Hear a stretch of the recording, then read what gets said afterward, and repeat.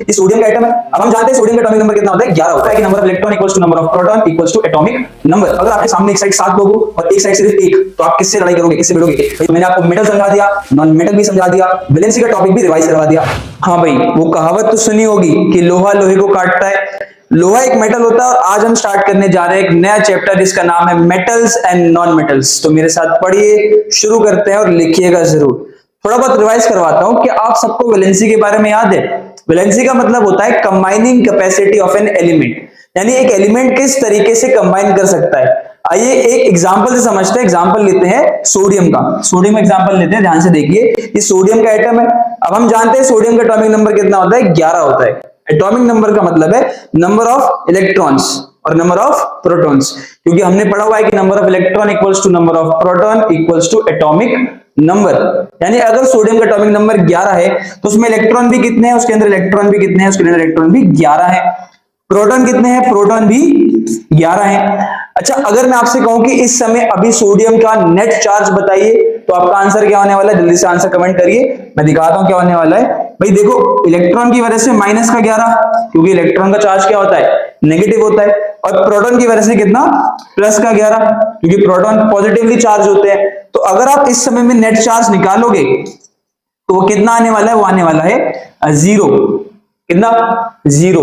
यानी अगर अभी आप देखो सोडियम के ऊपर कोई नेट चार्ज नहीं है, यानी कि 0 है, इसीलिए ऊपर वहां पे अगर आप ध्यान से देखें तो अभी ये न्यूट्रल है, इलेक्ट्रिकली न्यूट्रल है। पर अगर मैं आपसे क्वेश्चन पूछूं क्या ये इस समय स्टेबल है, तो आपका आंसर क्या होगा?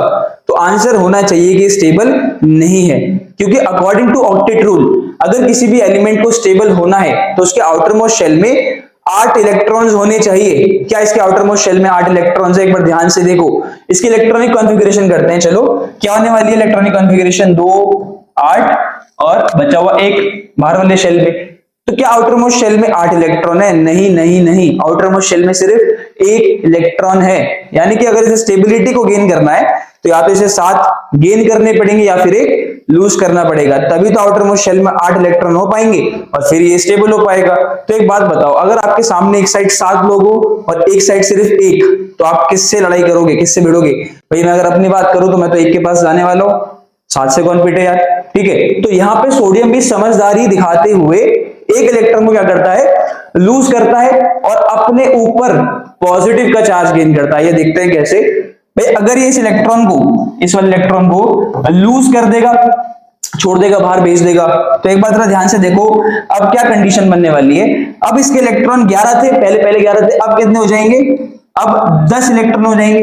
पर प्रोटॉन कितने रहने वाले हैं? 11 ही रहने वाले हैं, क्योंकि प्रोटॉन तो न्यूक्लियस के अंदर होते हैं, यानी 11 ही प्रोटॉन है। प्रोटॉन की वजह से प्लस का चार्ज, इलेक्ट्रॉन की वजह से माइनस का चार्ज। तो ध्यान से देखो, नेट चार्ज कितना आने वाला है?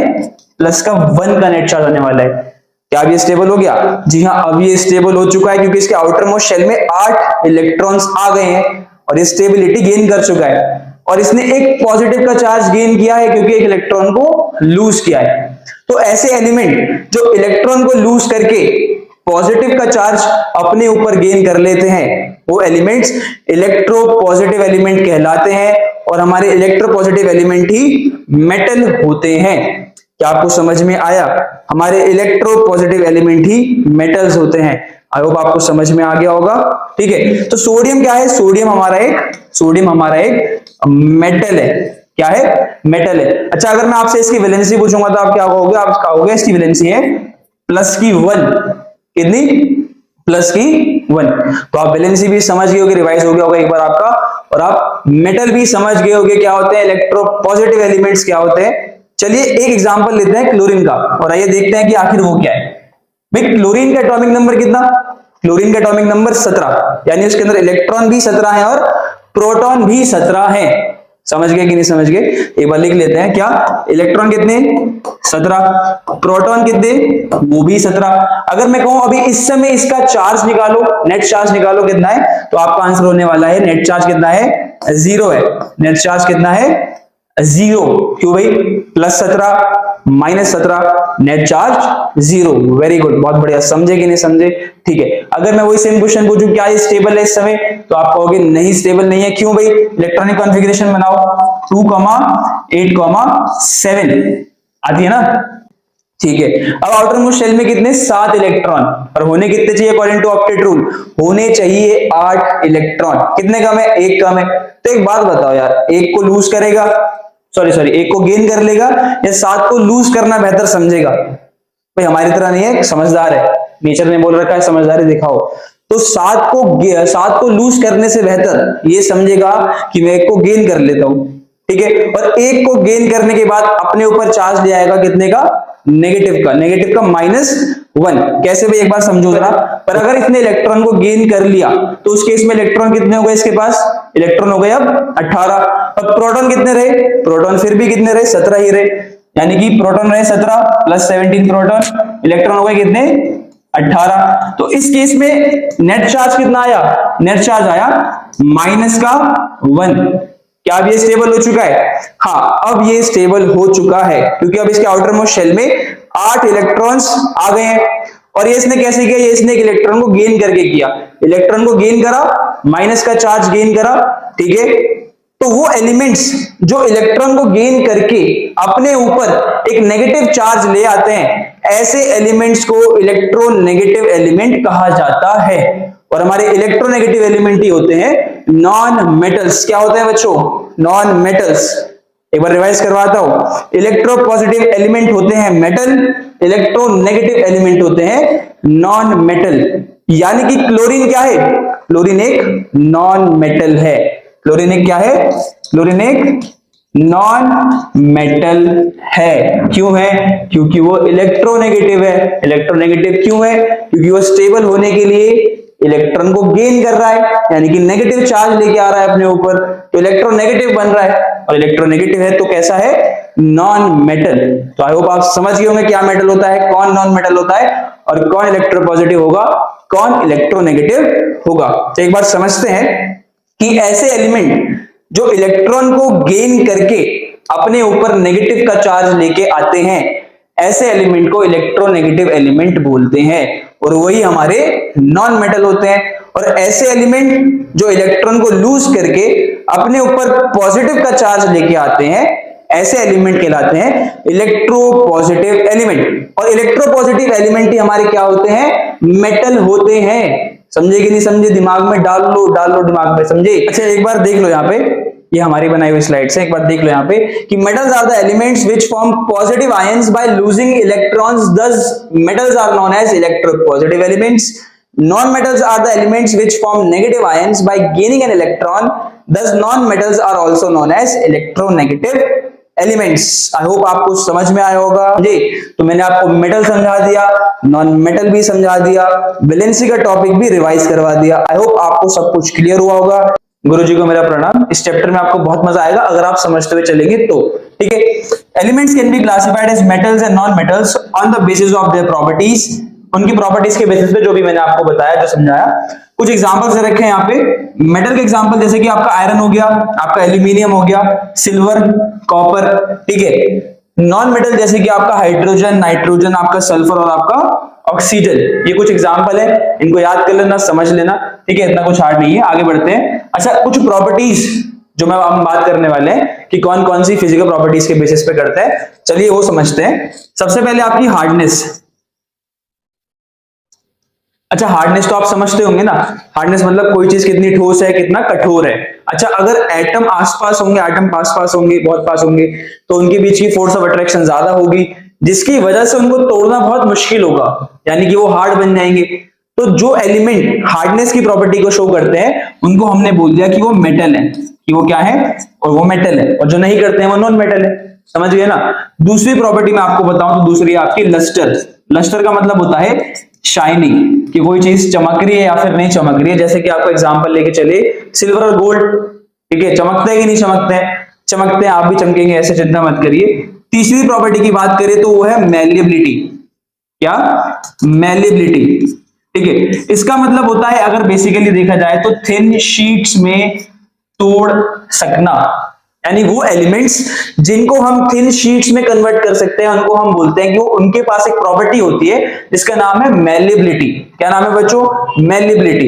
यानी फॉर एग्जांपल सपोज करिए एल्यूमिनियम भाई एल्यूमिनियम के तो फॉइल देखे होंगे आपने, उसमें आप सुबह सुबह खाना रख के भी ले जाते होंगे, मैं तो बहुत लेके गया हूं, ठीक है, अब भी करता हूं। यानी कि एल्यूमिनियम एक ऐसा एलिमेंट है जिसको हम कन्वर्ट कर सकते हैं थिन शीट्स में। किसमें? थिन शीट्स में। तो हम कहते हैं कि भाई एल्यूमिनियम के पास मैल्येबिलिटी की प्रॉपर्टी है। कौन सी? मैल्येबिलिटी की, ठीक है। तो मैल्येबिलिटी की प्रॉपर्टी जिनके पास होती है उनको भी हम क्या बोल देते हैं कि वो मेटल है। ऐसे जो शाइन करते हैं उनको भी बोल देते हैं कि वो मेटल है। चौथी प्रॉपर्टी की बात करें तो हो जाएगी आपकी डक्टिलिटी। भाई डक्टिलिटी का मतलब अगर सिंपल सिंपल देखा जाए तो वायर्स में कन्वर्ट करना। किस में कन्वर्ट करना? वायर्स में, पतली पतली वायर्स में कन्वर्ट करना। जैसे भाई आपने कॉपर को देख लो, कॉपर आपका मेटल है, मतलब कॉपर को हम क्या कर सकते हैं, कॉपर को हम वायर में कन्वर्ट कर सकते हैं। आप देख भी रहोगे आसपास तारे देखे होंगे आपने, तो वो तारे कॉपर की है मान लो, तो कॉपर का एक ऐसा एलिमेंट है जिसको हम वायर में कन्वर्ट कर सकते हैं। तो हम बोलते हैं कि कॉपर के पास डक्टिलिटी की प्रॉपर्टी है क्योंकि उसको वायर में कन्वर्ट किया जा सकता है। तो ऐसे एलिमेंट जो डक्टिलिटी की प्रॉपर्टी रखते हैं उनको भी हम क्या बोल देते हैं कि वो भी क्या है? वो भी मेटल है। क्या है? मेटल है, ठीक है। अगर हम पांचवी प्रॉपर्टी की बात करें तो वो आपकी डेंसिटी की बात करते हैं। चलिए भाई डेंसिटी आप सब समझते हैं, डेंसिटी का मतलब होता है मास पर यूनिट वॉल्यूम। डेंसिटी का मतलब होता है मास पर यूनिट वॉल्यूम, ठीक है। अगर आपकी वॉल्यूम ज्यादा है, वॉल्यूम ज्यादा है तो आपकी डेंसिटी क्या होने वाली है? कम होने वाली है। कहने का मतलब आपकी अगर ज्यादा वॉल्यूम में मास उतना ही है मान लो तो डेंसिटी कम है, अब कम वॉल्यूम में मास है तो डेंसिटी ज्यादा है। फॉर एग्जांपल आपकी मेटल की बात करें अगर, तो उनमें क्या बात करी अभी हमने कि एटम जो है वो टाइटली पैक्ड होते हैं, फोर्स ऑफ अट्रैक्शन ज्यादा है, बहुत पास पास होते हैं, तो कम वॉल्यूम में हमको ज्यादा मास मिल जाता है जिसकी वजह से डेंसिटी बढ़ जाती है। यानी अगर जो ज्यादा डेंस है, जो ज्यादा डेंस है, जो क्या है? ज्यादा डेंस है, उनको हम क्या बोलते हैं कि वो क्या है? वो मेटल्स हैं। क्या है? मेटल्स। नॉन मेटल की डेंसिटी क्या होती है? कम होती है। जैसे आपका ऑक्सीजन, ये गैस है, बहुत दूर तक फैल जाती है, वॉल्यूम ज्यादा है उसकी, तो उसकी डेंसिटी क्या है? उसकी डेंसिटी कम है। अगर आप लोहे की बात करोगे तो लोहे की डेंसिटी ज्यादा है। डेंस मतलब घनत्व, समझे कि नहीं समझे? चलिए आगे चलते हैं। अच्छा, और अगर आपको देखना हो तो और कौन सी प्रॉपर्टी हो सकती है? और आपकी हो सकती है कंडक्टिविटी। क्या? कंडक्टिविटी। भाई कंडक्टिविटी का मतलब कि कोई चीज अपने थ्रू हीट को और इलेक्ट्रिसिटी को पास होने देती है या फिर नहीं होने देती है। ये सब हम पढ़ते हुए आए पहले से कि कोई एलिमेंट अगर अपने थ्रू हीट को और इलेक्ट्रिसिटी को पास होने दे रहा है तो वो अच्छा कंडक्टर है हीट का और इलेक्ट्रिसिटी का, यानी उसकी कंडक्टिविटी अच्छी खासी है, ठीक है। तो वो हम बोलते हैं कि भाई जो मेटल होते हैं ना, मेटल की कंडक्टिविटी ज्यादा होती है, या फिर कह लो जिनकी कंडक्टिविटी ज्यादा है हमने बोल दिया कि वो मेटल है। वो क्या है? वो मेटल है। समझ में आया कि नहीं आया? वेरी गुड, ठीक है। अगर बात करें और किसी चीज प्रॉपर्टी की तो हम बात करते हैं इनके मेल्टिंग और बॉइलिंग पॉइंट की। इनकी मेल्टिंग एंड बॉइलिंग पॉइंट। अच्छा, ये सब आपको पता होगा, आपने 9 में पढ़ा होगा भाई कि मेल्टिंग पॉइंट और बॉइलिंग पॉइंट क्या होता है। तो एक बार याद करवा देता हूं भाई, ऐसा पॉइंट जहां पे आके सॉलिड जो है वो लिक्विड में कन्वर्ट होना स्टार्ट हो जाए उस पॉइंट को बोलते हैं मेल्टिंग पॉइंट, क्या हो जाए, ठीक है। और बॉइलिंग पॉइंट का मतलब वो पॉइंट जहां पे लिक्विड फेज से किसमें आ जाते हैं? गैसियस फेज में आ जाते हैं। समझ में आया कि नहीं आया? गुड। अब ध्यान से देखो, अगर एटम पास पास है तो उनके बीच का फोर्स ऑफ अट्रैक्शन ज्यादा है, यानी उन्हें तोड़ पाना मुश्किल है। अगर तोड़ना है तो आपको ज्यादा एनर्जी सप्लाई करनी पड़ेगी। अब अगर आप ज्यादा एनर्जी सप्लाई कर रहे हो तो बेसिकली मतलब क्या है कि उनका मेल्टिंग पॉइंट ज्यादा होगा, उनका मेल्टिंग पॉइंट ज्यादा होगा, वो देर से मेल्ट होंगे क्योंकि आपको ज्यादा एनर्जी सप्लाई करनी पड़ेगी। समझे कि नहीं समझे? बहुत बढ़िया। यानी जिनका मेल्टिंग पॉइंट और बॉइलिंग पॉइंट हाई होता है वो होते हैं मेटल। कौन होते हैं? मेटल। क्योंकि मेटल में एटम पास पास होते हैं, फोर्स ऑफ अट्रैक्शन बहुत ज्यादा होता है, तो उनका मेल्टिंग पॉइंट बॉइलिंग पॉइंट अपने आप ही ज्यादा होता है। और नॉन मेटल का मेल्टिंग पॉइंट बॉइलिंग पॉइंट क्या होता है? कम होता है। समझ में आया कि नहीं आया? समझ में आया तो बहुत बढ़िया। यहां पे आपकी कुछ फिजिकल प्रॉपर्टीज हो जाती हैं खत्म। मतलब यही सब है जो आपको इस चैप्टर में पढ़ना है, इन्हीं फिजिकल प्रॉपर्टीज के बारे में, ठीक है।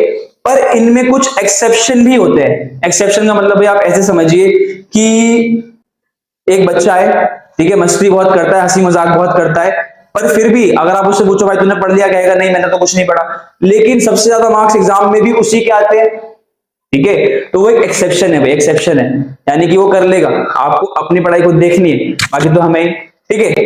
तो एक्सेप्शन जैसे कि भाई कार्बन, कार्बन एक नॉन मेटल है, कार्बन एक नॉन मेटल है, पर कार्बन की एक फॉर्म होती है डायमंड, तो डायमंड भी नॉन मेटल हुआ, लेकिन डायमंड शाइन करता है, डायमंड शाइन करता है, और आप जानते हैं कि नॉन मेटल के पास लस्टर की प्रॉपर्टी नहीं होती, पर डायमंड के पास है। समझे कि नहीं समझे? दूसरी बात, आपके नॉन मेटल सॉफ्ट होते हैं, नॉन मेटल क्या होते हैं? सॉफ्ट होते हैं, पर दोबारा से बात करें डायमंड की, तो डायमंड क्या होता है? हार्ड, बल्कि वो क्या है? वो एक नॉन मेटल है, फिर भी वो क्या होता है? हार्ड होता है। तो यही कुछ एक्सेप्शन होते हैं जो हमें पढ़ने हैं केमिस्ट्री के अंदर। भाई केमिस्ट्री जो है वो फुल ऑफ एक्सेप्शन है, अभी 11th में आओगे तब और आएंगे, ठीक है? तो डरना नहीं है, बस समझते हुए चल रहा है, पढ़ते हुए चल रहे हैं। ध्यान से देखिए, कुछ प्रॉपर्टीज आपके सामने आ गई जो अभी अभी हमने पढ़ी है, ठीक है? लस्टर की बात करें तो देखो, मेटल्स के पास शाइनिंग सरफेस होता है, शाइन करते हैं, चमकते हैं। नॉन मेटल जो है वो नहीं चमकते हैं, पर एक एक्सेप्शन है, आयोडीन, आयोडीन है, और दूसरा भी हमने पढ़ा था डायमंड, डायमंड भी तो नॉन मेटल है, कार्बन की फॉर्म है, ठीक है, पर फिर भी वो शाइन करता है, वो चमकता है। आगे देखिए, हार्डनेस की बात करें तो metal they are generally hard, पर नॉन मेटल क्या होते हैं? जनरली सॉफ्ट होते हैं, पर फिर भी यहाँ पे एक्सेप्शन आएगा एक, और क्या? Except sodium, lithium and potassium. अब सोडियम, लिथियम, पोटेशियम है तो मेटल, क्या है तो मेटल, पर वो हार्ड नहीं, वो सॉफ्ट होते हैं। हार्ड नहीं, वो क्या होते हैं? वो सॉफ्ट होते हैं, उनको आप चाकू से, नाइफ से आसानी से काट सकते हो, इसीलिए वो एक एक्सेप्शन बन जाते हैं, ठीक है? अच्छा, वहां नॉन मेटल में देखो, डायमंड एक नॉन मेटल है जो कि सॉफ्ट होना चाहिए था, पर वो क्या होता है? वो हार्ड होता है। In fact the hardest substance in the world. समझे कि नहीं समझे? क्योंकि वो एक एक्सेप्शन है, पढ़ना पड़ेगा यार, ठीक है? आगे देखो, स्टेट की बात करें, स्टेट मतलब कि सॉलिड में, लिक्विड में, गैस में, कैसे, ठीक है? तो मेटल की बात करें तो सॉलिड में एग्जिस्ट करते हैं, भाई लोहा हो गया, कॉपर, सिल्वर, गोल्ड, सॉलिड में मिलते हैं ना आपको ये सब, ठीक है? अगर हम बात करें नॉन मेटल की तो एग्जिस्ट एज सॉलिड और गैसियस। नॉन मेटल जनरली आपको सॉलिड में और गैसियस फॉर्म में ही मिलेंगे, पर एक और एक्सेप्शन है जो हमें पढ़ना है, क्या? Accept bromine. भाई ब्रोमीन ना हमें लिक्विड फॉर्म में मिलता है, ब्रोमीन है तो नॉन मेटल, तो या तो सॉलिड होना चाहिए था या फिर गैसेस होना चाहिए था, पर असल में है क्या? वो लिक्विड फॉर्म में एग्जिस्ट कर रहा है, यानी कि वो एक्सेप्शन हो गया, तो हमें पढ़ना पड़ेगा। मेलेबिलिटी मैंने आपको समझाया कि थिन शीट्स में बांटना, किसमें बांटना? थिन शीट्स में बांटना। तो metal can be beaten into thin sheets, non metal are non malleable. Metal को आप थिन शीट में बांट सकते हो, कन्वर्ट कर सकते हो, लेकिन नॉन मेटल को थिन शीट्स में कन्वर्ट किया नहीं जा सकता है। जैसे आपने देखा होगा लड्डू वड्डू पे वो सिल्वर की वही फॉइल चढ़ा देते हैं ना, क्योंकि सिल्वर एक मेटल है, उसको थिन शीट में, थिन फॉइल में कन्वर्ट कर सकते हैं। समझे कि नहीं समझे? डक्टिलिटी भी पढ़ा हमने कि वायर में तोड़ने की प्रॉपर्टी को हम बोलते हैं डक्टिलिटी, वायर में कन्वर्ट करने की प्रॉपर्टी को बोलते हैं डक्टिलिटी। तो metal can be drawn into thin wires, पर नॉन मेटल क्या होते हैं? नॉन डक्टाइल होते हैं, ठीक है? अच्छा, अभी हमने पढ़ा क्या? Conductor of heat and electricity. Metals are good conductor of heat and electricity.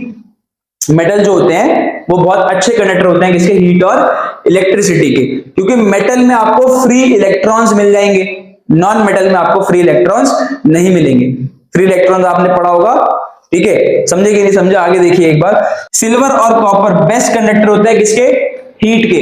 और पुअर कंडक्टर भी समझ लेते हैं एक बार, lead mercury poor conductor of heat. भाई लेड मरकरी मेटल है तो गुड कंडक्टर होने चाहिए थे, लेकिन वही एक्सेप्शन आ गया कि लेड मरकरी है तो मेटल, पर क्या होता है? Poor conductor of heat. अच्छा, नॉन मेटल में समझो एक बार, नॉन मेटल क्या होते हैं? वो पुअर कंडक्टर होते हैं, मतलब बेसिकली नॉन मेटल जो होते हैं वो इलेक्ट्रिसिटी को कंडक्ट नहीं कर पाते, ठीक है? लेकिन फिर भी एक एक्सेप्शन है, ग्रेफाइट, जो कि कार्बन की एक और फॉर्म होती है।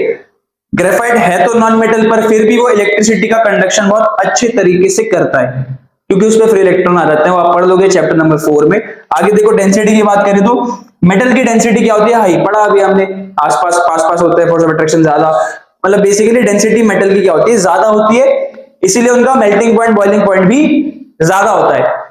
फोर्स ऑफ अट्रैक्शन ज्यादा उनके एटम के बीच में पास है ना, इस वजह से तो आपको ज्यादा एनर्जी देनी पड़ेगी उनको तोड़ने के लिए, तो उनका मेल्टिंग पॉइंट, बॉइलिंग पॉइंट अपने आप बढ़ जाएगा। तो metal have high melting and boiling point, non metal have low melting and boiling point. समझे कि नहीं समझे? बहुत बढ़िया। और नॉन मेटल की डेंसिटी भी क्या होती है? लो। जैसे कि आपके नाइट्रोजन, ऑक्सीजन गैसेज है, भाई वॉल्यूम बहुत ज्यादा है तो डेंसिटी अपने आप क्या हो जाएगी? इनकी कम हो जाएगी। समझे कि नहीं समझे? बढ़िया। सोनरस का मतलब होता है भाई कि ठोकने पे, पीटने पे आवाज करेगा, जैसे आप करते हो ना पिटाई करने पे आवाज, ठीक है? मतलब ठोकने पे, पीटने पे आपको साउंड सुनाई देगा। जैसे आपका लोहा, अगर आप उस पर हथौड़ा मारोगे तो आपको टन करके आवाज आती है ना, क्योंकि लोहा एक मेटल है, और मेटल जो होते हैं वो सोनोरिटी यानी सोनरस की प्रॉपर्टी को कैरी करते हैं। ठीक है, तो जो सोनरस है वो मेटल है हमारे, जो नहीं है वो हमारे कौन है, नॉन मेटल है। समझे कि नहीं समझे? गुड। ठीक है, तो इसी चैप्टर में आपको बस इतनी ही फिजिकल प्रॉपर्टीज के बारे में पढ़ना है और उनको याद करना है। हमने कुछ एक्सेप्शन भी देखे, उनको भी अच्छे से समझना है, ठीक है, रिमेंबर करना है, याद करना है, क्योंकि बहुत इंपॉर्टेंट है बोर्ड के पर्सपेक्टिव से। चलिए आगे कुछ देख लेते हैं, एक बार आपके लिए कुछ बढ़िया सा कर रखा है। जैसे भाई देखो, ये डक्टिलिटी है, वायर है, ये मेलिबिलिटी है, थिन शीट्स, ठीक है, लस्टर शाइन कर रहा है, सॉलिडिटी मतलब वही हार्डनेस, ठीक है। गुड कंडक्टर ऑफ इलेक्ट्रिसिटी कौन होते हैं, कमेंट करके बताइए। गुड कंडक्टर ऑफ इलेक्ट्रिसिटी कौन होते हैं, ये आपको कमेंट करके अभी बताना है। समझे कि नहीं समझे? ठीक है, अब आगे चलते हैं, आगे चलते हैं, ध्यान से देखिएगा भाई, और पढ़ाई पे ध्यान जरूर दे, वहां मत देखें, पढ़ने पर ध्यान दे, ठीक है। मुझे पता है आप क्या देख रहे होंगे। चलिए आगे चलते हैं। तो भाई देखो, सलमान खान आपसे पूछ रहा है कि उसके सवालों का जवाब दो, वरना भाई आप जानते हो ना, ठीक है, तो बच के रहो भी, सवालों का जवाब देना पड़ेगा। पहला सवाल है, is a liquid at room temperature, is a liquid at room temperature. चलो मैं बता देता हूं। देखो जनरली मेटल्स क्या होते हैं, सॉलिड फॉर्म में होते हैं, पर उसमें एक एक्सेप्शन है आपका मरकरी। कौन? मरकरी, जो कि रूम टेम्परेचर पर लिक्विड होता है तो वो मेटल, सॉलिड होना चाहिए था पर नहीं, एक्सेप्शन है ना, तो लिक्विड होता है रूम टेम्परेचर पर। कौन होता है? मरकरी होता है। इसका आंसर कौन हो जाएगा? इसका आंसर हो जाएगा मर्क्यूरी। समझे कि नहीं समझे? ध्यान से समझिए, समझ गए तो अच्छी बात है। बाकी तीनों का आंसर आपको कहां देना है? कमेंट सेक्शन में देना है। कहां पे? कमेंट सेक्शन में। तो कमेंट करके जरूर बताया कि बाकी तीनों का आंसर क्या होने वाला है। हम पढ़ने जा रहे हैं केमिकल प्रॉपर्टीज के बारे में। हमें मेटल की ही केमिकल प्रॉपर्टीज को ज्यादातर पढ़ना है, क्योंकि हमारे सिलेबस में नॉन मेटल की इतनी प्रॉपर्टीज नहीं है। कौन कौन सी प्रॉपर्टीज होने वाली बात कर लेते हैं। पहला है आपका कि मेटल ऑक्सीजन के साथ किस तरीके से रिएक्शन करता है, मतलब एयर के साथ। दूसरा, मेटल पानी के साथ किस तरीके से रिएक्शन करता है। तीसरा, मेटल एसिड, डाइल्यूट एसिड के साथ किस तरीके से रिएक्शन करेगा। और लास्ट में कि मेटल दूसरे मेटल के सॉल्ट सॉल्यूशन के साथ किस तरीके से रिएक्शन करेगा। फॉर एग्जांपल, एक तरफ है आयरन और एक तरफ है आपका कॉपर सल्फेट, तो आयरन कॉपर सल्फेट के साथ रिएक्शन करके क्या बनाने वाला है वो हम देखेंगे आज की वीडियो में, ठीक है। तो चलिए शुरू करते हैं बिना किसी देरी के। अच्छा, अगर अब बात करें कि जब मेटल एयर में मौजूद ऑक्सीजन के साथ रिएक्शन करेगा तो वो बनाता है मेटल ऑक्साइड। क्या बनाता है बच्चों? Metal oxide. फॉर एग्जांपल जरा देख लेते हैं एक बार, जैसे ध्यान से देखो, यहाँ पे आपका एग्जांपल लेते हैं Na का। अगर Na ऑक्सीजन के साथ रिएक्शन करता है, ठीक है, O2 ऑक्सीजन के साथ रिएक्शन करता है तो क्या बनाने वाला है? सोडियम ऑक्साइड बनाने वाला है। क्या बनाने वाला है? Sodium oxide. क्या? Sodium oxide. बढ़िया, थोड़ा बैलेंस कर लेते हैं। बैलेंस नहीं है मेरे ख्याल से, अभी यहाँ पे 2 लगा दीजिए, ठीक है, यहाँ 2 लगाएंगे आप तो यहाँ पे आ जाएगा आपका 4, ठीक है। तो अब ये बैलेंस हो चुकी है। कुछ इस तरीके से रिएक्शन होगी मेटल की, जब वो ऑक्सीजन के साथ रिएक्शन करेगा तो वो बनाएगा एक मेटल ऑक्साइड, ठीक है। अभी डिपेंड भी करता है मेटल कैसा रिएक्टिव है, कितना रिएक्टिव है, ज्यादा या कम या मीडियम, वो हम देखेंगे, ठीक है। ध्यान से देखो यहाँ पे कि metal plus oxygen gives metal oxide. Potassium की और ऑक्सीजन की रिएक्शन करेंगे, रिएक्शन अपने आप लिखनी है, कमेंट सेक्शन में बता देना। कॉपर के देखिए, कॉपर जो है ना वो आपका एयर में अगर आप रख दो उसे तो ऐसे रिएक्शन नहीं करने वाला, क्योंकि इतना रिएक्टिव नहीं होता है। लेकिन अगर आप उसको बर्न करो, ठीक है, एयर में बर्न करो, तो कॉपर पे लेयर चढ़ जाती है कॉपर ऑक्साइड की। किसकी? कॉपर ऑक्साइड की, जो कि ब्लैक कलर की होती है। जैसे यहाँ पे लिखा भी होगा, इट गिव्स ऑक्साइड। कौन सा ऑक्साइड? Copper oxide. अब कौन सी कलर की लेयर होती है? ये ब्लैक कलर की लेयर होती है। अगर आपने देखा भी हो, कॉपर के जो बर्तन होंगे, अगर आप उन पे उस पे खाना पकाओगे तो नीचे काले कलर की लेयर निकल के आती है, काले कलर की लेयर चढ़ जाती है, ठीक है। इसी वजह से, मतलब वैसे अगर आप हवा में रख दो उसे तो इतना रिएक्टिव नहीं है जितना सोडियम और पोटेशियम है। तो कॉपर इतना रिएक्टिव नहीं है कि अगर आप उसे एयर में रखो तो एयर के साथ रिएक्शन कर जाएगा, लेकिन अगर आप जलाओगे तब उस पर कॉपर ऑक्साइड की लेयर बनती है, जो कि ब्लैक कलर की होती है। सोडियम पोटेशियम की बात करें तो काफी ज्यादा रिएक्टिव होते हैं अगर आप करके रखते हैं। किसमें? केरोसिन ऑयल में। अपने लैब्स में जाके देखना, वहां पे आपको सब पता लग जाएगा। समझ में आया कितना? चलिए आगे चलते हैं। आगे ध्यान से देखिए, ये कुछ एग्जांपल थे जो भी हमने देखे, थोड़ा सा और आगे चलते हैं। अच्छा, अब क्या मेटल ऑक्साइड, जब मेटल ऑक्सीजन के साथ रिएक्ट करा तो मेटल ऑक्साइड बना। अच्छा, अगर मैं आपसे पूछूं कि मेटल ऑक्साइड का नेचर कैसा होता है, कि वो एसिड की तरह बिहेव करते हैं या बेस की तरह, तो आप कहेंगे बेस की तरह। नहीं पता था तो सुन लो भाई, metal oxides are basic in nature. वो क्यों होते हैं बताऊंगा फिर कभी, पर metal oxides are basic in nature आपने एसिड बेस चैप्टर में पढ़ लिया होगा, ठीक है। पर कुछ ऐसे भी ऑक्साइड्स होते हैं जो कंडीशन के हिसाब से एसिड की तरह और बेस दोनों की तरह बिहेव करते हैं, और ऐसे ऑक्साइड को हम बोलते हैं एम्फोटेरिक ऑक्साइड। क्या बोलते हैं? Amphoteric oxide. जैसे आपका ये एक एम्फोटेरिक ऑक्साइड है, लिख लेना भाई, बहुत इंपॉर्टेंट है, लिख लेना, छाप लेना, एम्फोटेरिक ऑक्साइड्स, क्योंकि ये एसिड की तरह और बेस की तरह दोनों की तरह बिहेव कर रहा है। अच्छा, आपने पढ़ा होगा जब एसिड बेस की रिएक्शन होती है तो क्या बनता है? सॉल्ट और वाटर। गुड, ठीक है। अब ध्यान से देखो, यहां पे एक एसिड है, ये क्या है? ये एक एसिड है। अब यहां पे ये हमारा एम्फोटेरिक ऑक्साइड है। अब अगर यहां पे एसिड है तो ये किसकी तरह बिहेव करेगा? यहां पे ये बेस की तरह बिहेव करेगा, और हमें क्या मिल जाएगा? हमारा सॉल्ट प्लस वाटर। बढ़िया। अब ध्यान से देखिए, यहां पे ये हमारा बेस है। क्या है? बेस है। ये हमारा एम्फोटेरिक ऑक्साइड है। यहां पे ये किसकी तरह बिहेव करेगा? एसिड की तरह, और हमें हमारा क्या मिल जाएगा? सॉल्ट प्लस वाटर मिल जाएगा। इसका नाम देख लो एक बार, सोडियम एल्यूमिनेट। Sodium aluminate. और ये एक डबल सॉल्ट है। क्या आप सबको डबल सॉल्ट के बारे में पता है? डबल सॉल्ट से मेरा मतलब है कि एक ऐसा सॉल्ट जिसमें दो या दो से ज्यादा कैटायन हो या फिर एनायन हो। जैसे आप ध्यान से देखो, यहाँ पे एक घेरा, दो कैटायन है, इसलिए ये डबल सॉल्ट की कैटेगरी में आ जाएगा। नहीं पढ़ा तो एसिड बेस में पढ़ाऊंगा। चलो, सोडियम एल्यूमिनेट नाम याद रखना।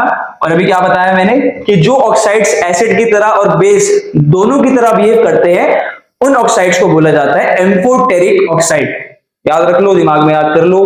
कुछ एग्जांपल और बताता हूं इसके, जैसे कि आपका जिंक ऑक्साइड हो गया, लिख लेना भाई। आपका लेड ऑक्साइड हो गया, PbO, और आपका वेनेडियम डाइऑक्साइड हो गया, BO2, vanadium dioxide. Beryllium oxide हो गया, ठीक है। ये भी आपके क्या होते हैं? सारे के सारे ये आपके एम्फोटेरिक ऑक्साइड के एग्जांपल्स है, याद करने बहुत जरूरी है। चलिए आगे बढ़ते हैं। अच्छा, most metal oxides are insoluble in water. ज्यादातर मेटल ऑक्साइड्स क्या होते हैं? पानी में इनसोल्यूबल होते हैं, मतलब पानी में डिसॉल्व नहीं होंगे, पर कुछ हो जाएंगे। और अगर कुछ मेटल ऑक्साइड्स पानी में डिसॉल्व हो जाते हैं तो वो बनाते हैं मेटल हाइड्रोक्साइड्स। क्या बनाते हैं? मेटल हाइड्रोक्साइड, मतलब बेसिकली एल्कलीज बना देते हैं। एल्कलीज पता है ना? एल्कलीज मतलब सोल्यूबल बेसिस, वो बेसिस जो भूल जाते हैं। ध्यान से देखो, यहाँ पे कुछ एग्जांपल दे रखे हैं आपके। ये रहा सोडियम ऑक्साइड, ये रहा पोटेशियम ऑक्साइड। पानी के साथ रिएक्शन कराओगे तो क्या बन जाएगा? सोडियम हाइड्रोक्साइड और पोटेशियम हाइड्रोक्साइड। देखो, ये पानी में भी इनसोल्यूबल है कि नहीं है? अबे नहीं है, तभी तो बना रहे हैं वो। ये पानी में सोल्यूबल है तो पानी के साथ डिसॉल्व होकर क्या बना लेते हैं? एल्कलीज बना लेते हैं। देखो, ये आपकी एल्कली है, सोल्यूबल बेस है, अच्छा खासा। ये भी आपका एल्कली है, सोल्यूबल बेस है। ये रिएक्शन भी याद रखना भी, ये रिएक्शन बहुत जरूरी है इस चैप्टर के अंदर, ठीक है। आगे देखो, थोड़ा रिवीजन करते हैं। सोडियम और पोटेशियम ऐसे मेटल है जो कि बहुत ज्यादा रिएक्टिव है। बहुत ज्यादा रिएक्टिव होने का मतलब है कि अगर आप उन्हें एयर में रख दोगे ऐसे कैसे ही, तो वो बहुत विगरसली, बहुत फास्ट तरीके से रिएक्ट करेंगे, एक्सप्लोजन हो जाएगा और आग पकड़ लेंगे। वही लिखा हुआ है आपके सामने। अच्छा, मैग्नीशियम, एल्यूमिनियम और जिंक। मैग्नीशियम, एल्यूमिनियम और जिंक, ये आपकी रिएक्टिविटी सीरीज आप पढ़ोगे आगे, उसमें मीडियम रिएक्टिव होते हैं, ठीक है। तो इनके ऊपर क्या होता है? इनके ऊपर ना, जैसे अगर आप इन्हें हवा में रख दो तो इनके ऊपर ना एक ऑक्साइड की लेयर चढ़ जाती है। इनके ऊपर एक ऑक्साइड की लेयर चढ़ जाती है जो इनको फर्दर कोरोजन होने से बचाती है, ठीक है। अच्छा, इसी चीज का इस्तेमाल करके एक प्रोसेस जो आपको पढ़नी है उसका नाम है एनोडाइजिंग प्रोसेस। क्या नाम है? Anodising process. तो होता क्या है? एग्जांपल ले लो एल्यूमिनियम का। तो एल्यूमिनियम क्या है? मीडियम रिएक्टिव है। इसके ऊपर एक ऑक्साइड की लेयर चढ़ जाएगी, ठीक है। अब वो लेयर थोड़ी पतली सी होती है। अब अगर सोचो, वो पतली सी लेयर उसको फर्दर कोरोजन से बचा रही है। अगर किसी तरीके से हम उस लेयर को मोटा कर दें, ठीक है, उस ऑक्साइड की लेयर को, एल्यूमिनियम के ऊपर एल्यूमिनियम ऑक्साइड की लेयर चढ़ जाती है जो उसे फर्दर कोरोजन से बचाती है। अगर किसी तरह से हम उस ऑक्साइड की लेयर को थिक कर दें तो हम एक अच्छा खासा एल्यूमिनियम का बर्तन बना लेंगे जो काफी लंबे समय तक चलने वाला है, ठीक है कि नहीं। तो इसी प्रोसेस को हम करते हैं और इस प्रोसेस का नाम होता है एनोडाइजिंग प्रोसेस। अब इसमें क्या करते हैं? इसमें ना हम एनोड पे एल्यूमिनियम की स्ट्रिप को रखेंगे, ठीक है, और उसको हम डालते हैं डाइल्यूट सल्फ्यूरिक एसिड के अंदर। एसिड के साथ उसका इलेक्ट्रोलिसिस करते हैं। ये सब आपने पढ़ रखा होगा क्या होता है, एक बार देख लो। यहाँ पे एक बार देख लो, ये देखो डाइल्यूट सल्फ्यूरिक एसिड है, ठीक है। यहाँ पे इलेक्ट्रोलिसिस कर रहे हैं। एनोड पे हमने किसको रख दिया? एनोड पे हमने एल्यूमिनियम को रख दिया। तो जब आप करंट को पास करोगे करंट को पास करोगे तो ये सोल्यूशन टूटेगा यार, ठीक है। अब होता क्या है कि इसमें से ऑक्सीजन निकल के, क्या निकल के, इसमें से ऑक्सीजन निकल के एनोड पे आएगी। जानते हो ना एनोड पॉजिटिव होती है, इसीलिए एनोड पे हमने एल्यूमिनियम को रखा है। तो इसमें से ऑक्सीजन निकल के कहां आती है, एनोड पे, एल्यूमिनियम पे। तो होता क्या है कि यहाँ पे धीरे धीरे करके ऑक्साइड की लेयर चढ़ जाती है, ऑक्साइड की लेयर चढ़ जाती है। वो ऑक्साइड की लेयर हम काफी थिक कर सकते हैं, जिसकी वजह से बाद में उसे पॉलिश करके हमने एक बढ़िया अच्छा खासा बर्तन बना लिया जो काफी लंबे समय तक चलने वाला है। बर्तन या कुछ भी कह लो, कुछ एल्यूमिनियम की डिवाइस चीज बना ली जो काफी लंबे समय तक चलेगी। और इसी प्रोसेस को बोलते हैं एनोडाइजिंग। क्या बोलते हैं बच्चों, इसी प्रोसेस को बोलते हैं एनोडाइजिंग। छाप लो दिमाग में, याद कर लो, काफी इंपॉर्टेंट है, ठीक है, बढ़िया। अगर आ गया समझ में तो आगे चलते हैं। आगे ध्यान से देखिए, सेकेंड रिएक्शन, इसे तो जानते ही होंगे। अरे आप नहीं जानते तो और कौन जानता होगा, इसे आप अच्छे से जानते होंगे, ठीक है। तो यहाँ पे ये मेटल पानी मांग रहा है। कहने का मतलब क्या है कि अगर मेटल पानी के साथ रिएक्शन करेगा, थोड़ा सा देख लेते हैं। अगर मेटल पानी के साथ रिएक्शन करेगा, अगर मेटल पानी के साथ रिएक्शन करेगा तो बनेगा एक मेटल ऑक्साइड। क्या बनेगा, मेटल ऑक्साइड। अगर वो सोल्यूबल है, अगर वो सोल्यूबल है तो पानी में रहेगा और क्या बना लेगा, अभी पीछे पड़ा, क्या बना लेगा, मेटल हाइड्रोक्साइड। गुड, क्या बना लेगा, मेटल हाइड्रोक्साइड, ठीक है, बढ़िया, गुड।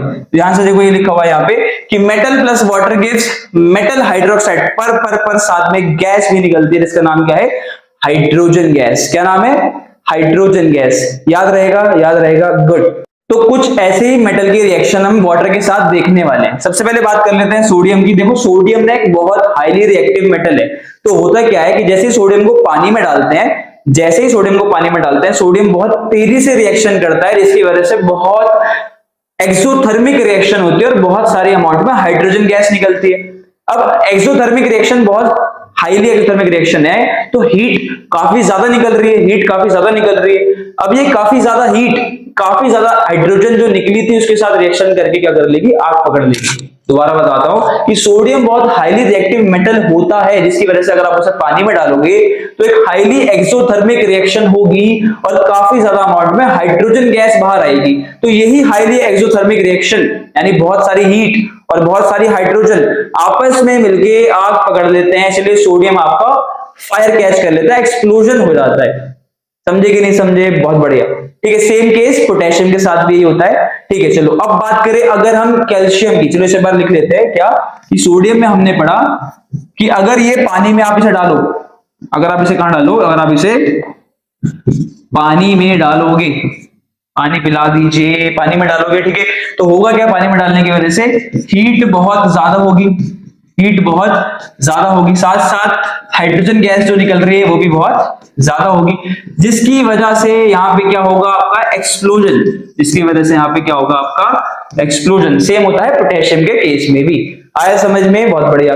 चलो बात करते हैं एक और मेटल जो कि है हमारा कैल्शियम खाया करो, हड्डियां ताकतवर रहेगी। चलो कैल्शियम की बात अगर हम करते हैं तो देखो भाई, कैल्शियम अगर आप इसको वाटर में डालोगे तो होता क्या है कि रिएक्शन तो हो रही है पर इतनी हाईली एक्सोथर्मिक नहीं है, थोड़ी मॉडरेट अमाउंट में हीट निकलती है। किसमें, मॉडरेट अमाउंट में हीट निकलती है। थोड़ा सा आगे दिखा देता हूं मैं आपको अलग से करके। ये देखो, ये रहा हमारा कैल्शियम, ये रहा हमारा वाटर। तो जो रिएक्शन हो रही है उसमें मॉडरेट हीट निकल रही है। कैसी, मॉडरेट हीट, ठीक है। साथ में जो हाइड्रोजन गैस निकल रही है वो भी ज्यादा नहीं है, समझ गए ना। तो होगा क्या कि एक तो देखो मॉडरेट हीट है, मतलब इतनी सफिशिएंट हीट नहीं होती है कि हाइड्रोजन गैस के साथ रिएक्शन करके आग लग जाए, एक्सप्लोजन हो जाए।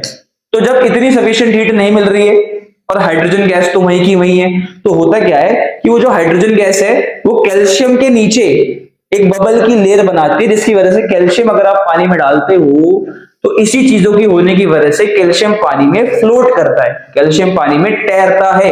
क्यों, क्योंकि दोबारा बता रहा हूं एक बार, कैल्शियम जब पानी में गया, रिएक्शन इतनी एक्सोथर्मिक नहीं है, ठीक है, हाइड्रोजन गैस निकली पर इतनी हीट नहीं थी सफिशिएंट कि हाइड्रोजन गैस के साथ रिएक्शन करके एक्सप्लोजन, फायर कैच हो जाए। तो होगा क्या, हाइड्रोजन तो वही है, तो वो कैल्शियम के नीचे बबल की लेयर बनाते हैं, जिसकी वजह से कैल्शियम आपका पानी पे फ्लोट करता है। क्या करता है?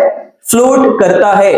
समझे समझे समझे, बढ़िया, गुड। ठीक है, तो यहाँ पे कोई एक्सप्लोजन तो नहीं हो रहा है, पर हो क्या रहा है? फ्लोट कर रहा है। कौन फ्लोट कर रहा है? अब आपका कैल्शियम फ्लोट कर रहा है। कौन फ्लोट कर रहा है? आपका कैल्शियम फ्लोट कर रहा है। सेम कहानी होती है मैग्नीशियम में, सेम कहानी होती है मैग्नीशियम में। अंतर बस इतना है कि मैग्नीशियम रिएक्शन करता है हॉट वाटर के साथ, हॉट वाटर के साथ, गर्म पानी के साथ रिएक्शन करेगा। सेम कहानी होगी कैल्शियम वाली कहानी, ये वाली नहीं, कैल्शियम वाली कहानी सेम होगी मैग्नीशियम के साथ। बस फर्क इतना है कि मैग्नीशियम आपका गर्म पानी के साथ रिएक्शन करेगा। किसके साथ? गर्म पानी के साथ। गुड। देखो ये आपका सोडियम है, सोडियम को जैसे आपने पानी में डाला तो रिएक्शन काफी एक्सोथर्मिक, हाइड्रोजन गैस काफी ज्यादा, तो ये हीट जो बहुत सारी थी हाइड्रोजन गैस के साथ रिएक्शन करके एक्सप्लोजन कर देगी, बम धमाका हो जाएगा, फट जाएगा, जैसे आप देख भी सकते हो भाई। ठीक है, ये कहानी होती है सोडियम के साथ, पोटेशियम के साथ। कैल्शियम के बारे में पढ़ लिया, मैग्नीशियम के बारे में पढ़ लिया, वही सब लिखा हुआ है यहाँ पे। कैल्शियम मैग्नीशियम की कहानी सेम है, कैल्शियम मैग्नीशियम की कहानी सेम है, अंतर बस इतना ही है, अंतर बस इतना ही है कि मैग्नीशियम हॉट वाटर के साथ कर रहा है। ठीक है, आगे चलते हैं भाई, आगे चलते हैं। तो देखो कुछ एलिमेंट ऐसे भी होते हैं जो ना तो हॉट वाटर के साथ करते, ना ही कोल्ड वाटर के साथ करते, वो करते हैं स्टीम, भाप के साथ, स्टीम यानी भाप के साथ। कौन कौन से मेटल है एक बार देख लेते हैं। वो है हमारे एल्यूमिनियम, जिंक और आयरन।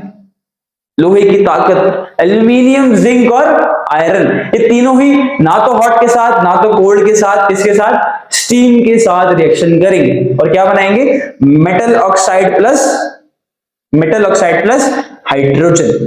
देखो एक बार, देखो एक बार, देखो एक बार, देखो एक बार, ये रहा एल्यूमिनियम, आयरन, पानी के साथ रिएक्शन करी, क्या बना? Metal oxide. क्या बना? Metal oxide. और साथ में कौन सी गैस? हाइड्रोजन। कौन सी गैस? हाइड्रोजन। समझ में आया क्या? मगज में आया क्या?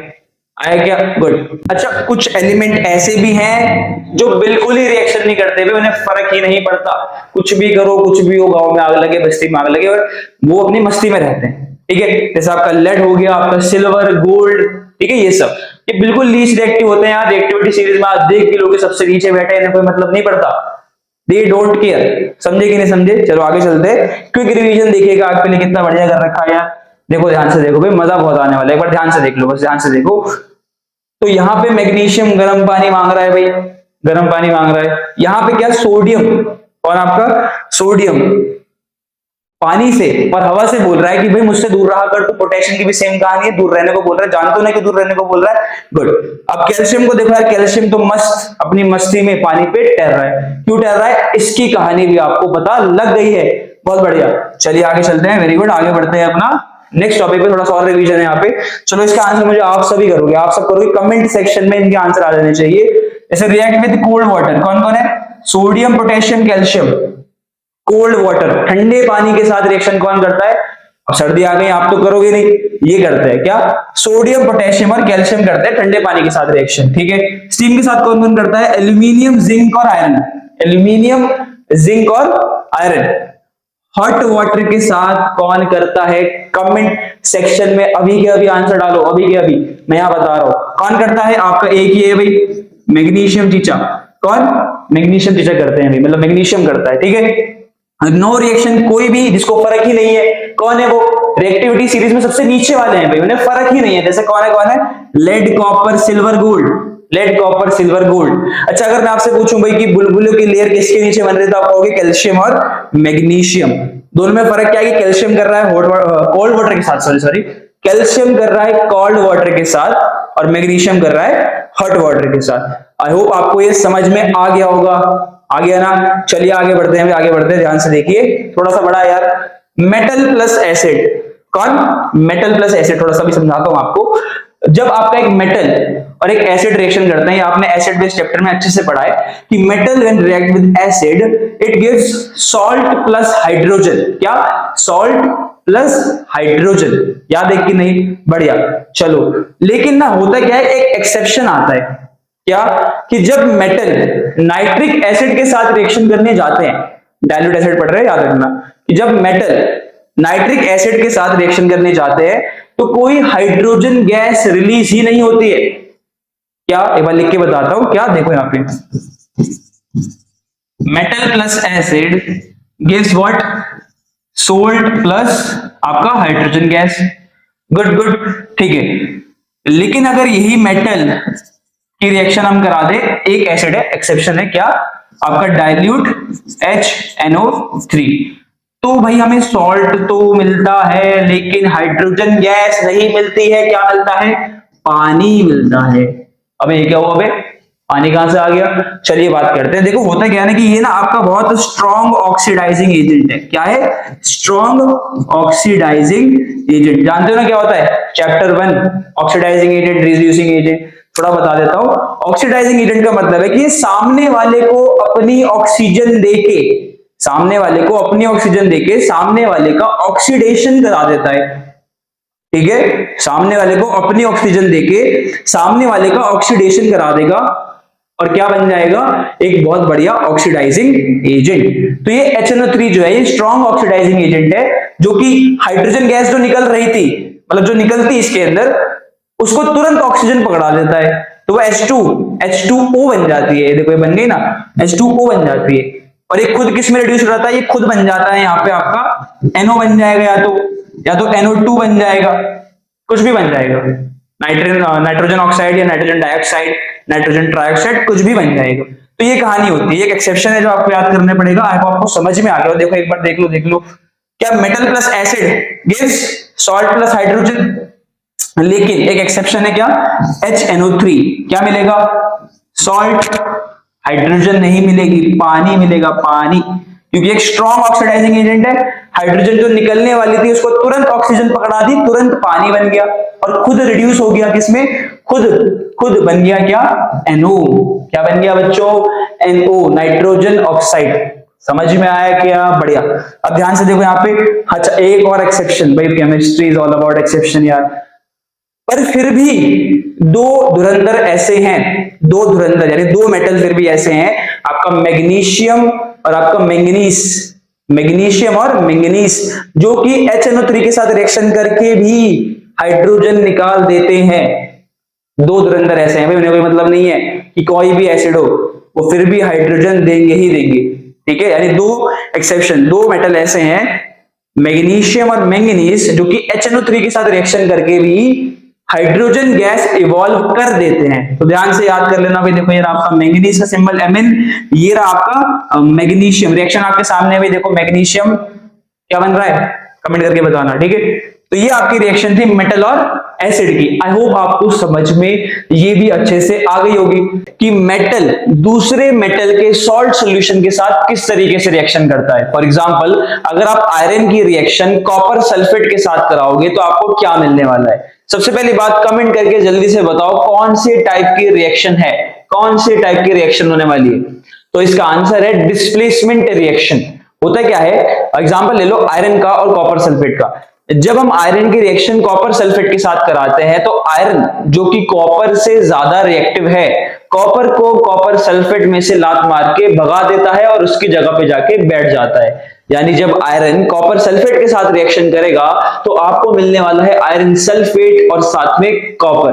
अब ये क्यों हुआ, क्योंकि आयरन हमारा कॉपर से ज्यादा रिएक्टिव था। और यहाँ पे हमें कौन से टाइप की रिएक्शन देखने को मिली, यहाँ पे हमें डिस्प्लेसमेंट रिएक्शन देखने को मिलती है। एक बार सामने ध्यान से देखिएगा, क्या आयरन प्लस कॉपर सल्फेट, हमें रिएक्शन में क्या मिल रहा है, आयरन सल्फेट प्लस कॉपर। क्योंकि आयरन जो है वो कॉपर से ज्यादा रिएक्टिव है, उसने कॉपर को लात मार के वहां से भगा दिया और उसकी जगह जाके बैठ गया और हमें मिल गया आयरन सल्फेट। अब इसका आप ऐसे समझ सकते हो कि भाई आपके सामने कोई बहुत ताकतवर आ जाए या फिर कोई ताकतवर और कोई कमजोर है, तो ऑब्वियस सी बात है कि ताकतवर इंसान उस कमजोर इंसान को वहां से लात मार के भगा देगा, उसकी जगह पर जाके बैठ जाएगा, जो कि यहां भी हमें देखने को मिल रहा है। एक बार ध्यान से देखिए, कॉपर सल्फेट का सॉल्यूशन का कलर होता है ब्लू, क्या, ब्लू।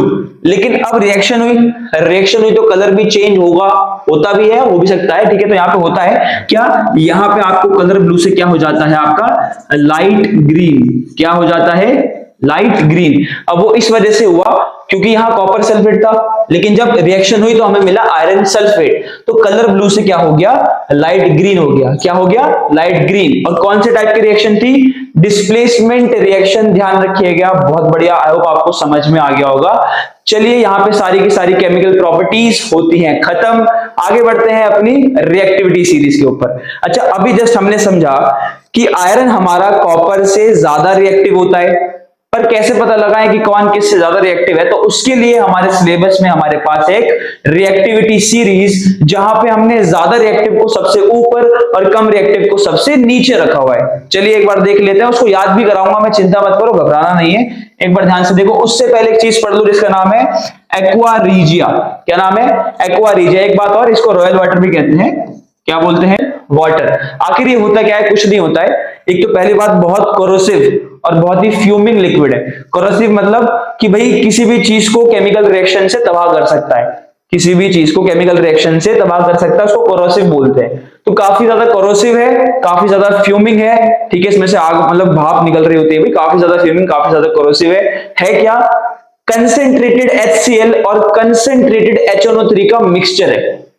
क्या, कंसेंट्रेटेड हाइड्रोक्लोरिक एसिड और कंसेंट्रेटेड नाइट्रिक एसिड का एक मिक्सचर है। तो आप खुद सोचो भाई कितना ताकतवर एसिड बन चुका है ये, ठीक है। इसमें इतनी क्षमता है कि आपके गोल्ड को और आपके प्लैटिनम को भी पिघला सकता है, आपके गोल्ड को और आपके प्लैटिनम को भी अपने अंदर डिसॉल्व कर सकता है, इतना ताकतवर है ये। इसका नाम क्या है, एक्वा रीजिया, और क्या बोलते हैं इसे, रॉयल वाटर भी कहा जाता है। अब इसमें ना HCl और HNO3 का एक रेशो होता है। क्या रेशो होता है, 3:1, यानी इसमें कि आपके 3 पार्ट्स HCl की होते हैं और 1 पार्ट आपका HNO3 का होता है। समझ में आया क्या।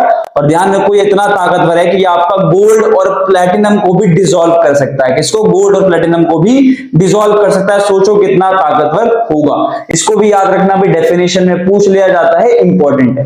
कौन सा मेटल कितना रिएक्टिव है, कितना कम रिएक्टिव है, ये हमें कौन बताने वाला है, तो इसमें हमारी मदद करेगा रिएक्टिविटी सीरीज ऑफ मेटल, जो कि हमें ये बताता है कौन सा मेटल कितना रिएक्टिव है। सबसे ऊपर जो बैठा है वो सबसे ज्यादा रिएक्टिव है, सबसे नीचे जो बैठा है वो सबसे कम रिएक्टिव है। यानी कि जैसे जैसे आप इस सीरीज में ऊपर से नीचे आते हैं तो आपकी रिएक्शन करने की क्षमता यानी रिएक्टिविटी जो है वो घटती जाती है, डिक्रीज होती जाती है, ठीक है। आप पीछे देख सकते हैं मेरे पर। इसको याद करने का तरीका मैं लेके आया हूं, अगर याद करोगे समझोगे तो भूल नहीं पाओगे, बस याद करते हुए साथ में चलना पड़ेगा। तो एक बार देखते आइए, क्या, पोटेशियम, सोडियम, कैल्शियम, मैग्नीशियम, पर इसे याद कैसे करें यार, याद कैसे करें, रुको रुको शांति रखो, देखो यहाँ पे ध्यान से देखो। काशीनाथ का माली आलू जरा फीके पकाता है, कौन है, आगे आओ। देखो सबसे बढ़िया तरीका है, पुराना तरीका है, और बहुत इसे ऐसे याद कराते हैं, क्या, काशीनाथ का माली आलू जरा फीके पकाता है, कौन है, आगे आओ। काशी से मेरा मतलब है पोटेशियम, नाथ मतलब सोडियम, ठीक है। आगे चलोगे तो कैल्शियम, माली मतलब मैग्नीशियम, आलू मतलब एल्यूमिनियम, जरा मतलब जिंक, फीके मतलब आपका आयरन, पकाता है, पकाता मतलब आपका लेड, है मतलब आपका हाइड्रोजन, कौन, कौन मतलब आपका कॉपर, है दोबारा यानी Hg, मरकरी, आगे, आगे मतलब Ag, सिल्वर, आओ मतलब Au, गोल्ड। समझे कि नहीं समझे, एक बार दोबारा ध्यान से देख लो। काशी मतलब आपका पोटेशियम, नाथ मतलब आपका सोडियम, का मतलब कैल्शियम, माली मतलब मैग्नीशियम, आलू मतलब एल्यूमिनियम, जरा मतलब जिंक, फीके मतलब आपका आयरन, पकाता मतलब लेड, है मतलब हाइड्रोजन, कौन मतलब कॉपर, है मतलब दोबारा से Hg आपका मरकरी, आगे मतलब Ag सिल्वर, आओ मतलब Au गोल्ड। तो सबसे गोल्ड तरीका है, बढ़िया तरीका है इस चीज को, इस रिएक्टिविटी सीरीज को याद करने का। ध्यान से सुनो, सबसे ऊपर कौन है आपका, कौन है, पोटेशियम, तो सबसे ज्यादा रिएक्टिव भी कौन, पोटेशियम। लेकिन फिर आप जैसे जैसे नीचे आओगे आपकी रिएक्टिविटी सीरीज वैसे वैसे घटती जाएगी, मतलब रिएक्शन करने की क्षमता, रिएक्टिविटी डिक्रीज होती जाएगी। यानी जैसे सबसे नीचे आप पहुंचोगे, सबसे नीचे कौन है आपका, गोल्ड है, यानी कि गोल्ड सबसे कम reactive, the least reactive metal होने वाला है कौन, गोल्ड। और द मोस्ट रिएक्टिव मेटल कौन होने वाला है आपका, पोटेशियम। समझे कि नहीं समझे, याद करने का सबसे बेस्ट तरीका, काशीनाथ का माली आलू जरा फीके पकाता है, कौन है, आगे आओ। समझे कि नहीं समझे, बढ़िया याद रखना। अब इसका एक, ये तो हमारी हिंदी मातृभाषा का तरीका था, इसका एक अंग्रेजी तरीका भी है, देख लो, याद करना और समझ लो, वरना आपकी मर्जी है, वरना सबसे बेस्ट तरीका बता दिया है, ठीक है। एक बार ध्यान से देखो, please stop calling me a zebra, मुझे ज़ेब्रा बुलाना बंद करो, अपनी बात नहीं कर रहा हूं मैं, ठीक है। ध्यान से देखो, please stop calling me a zebra, instead learning how copper mercury saves gold. Learning मतलब लर्निंग मत करने से लर्न कर लेना, ठीक है। इसे काट देता हूं मैं यहां से।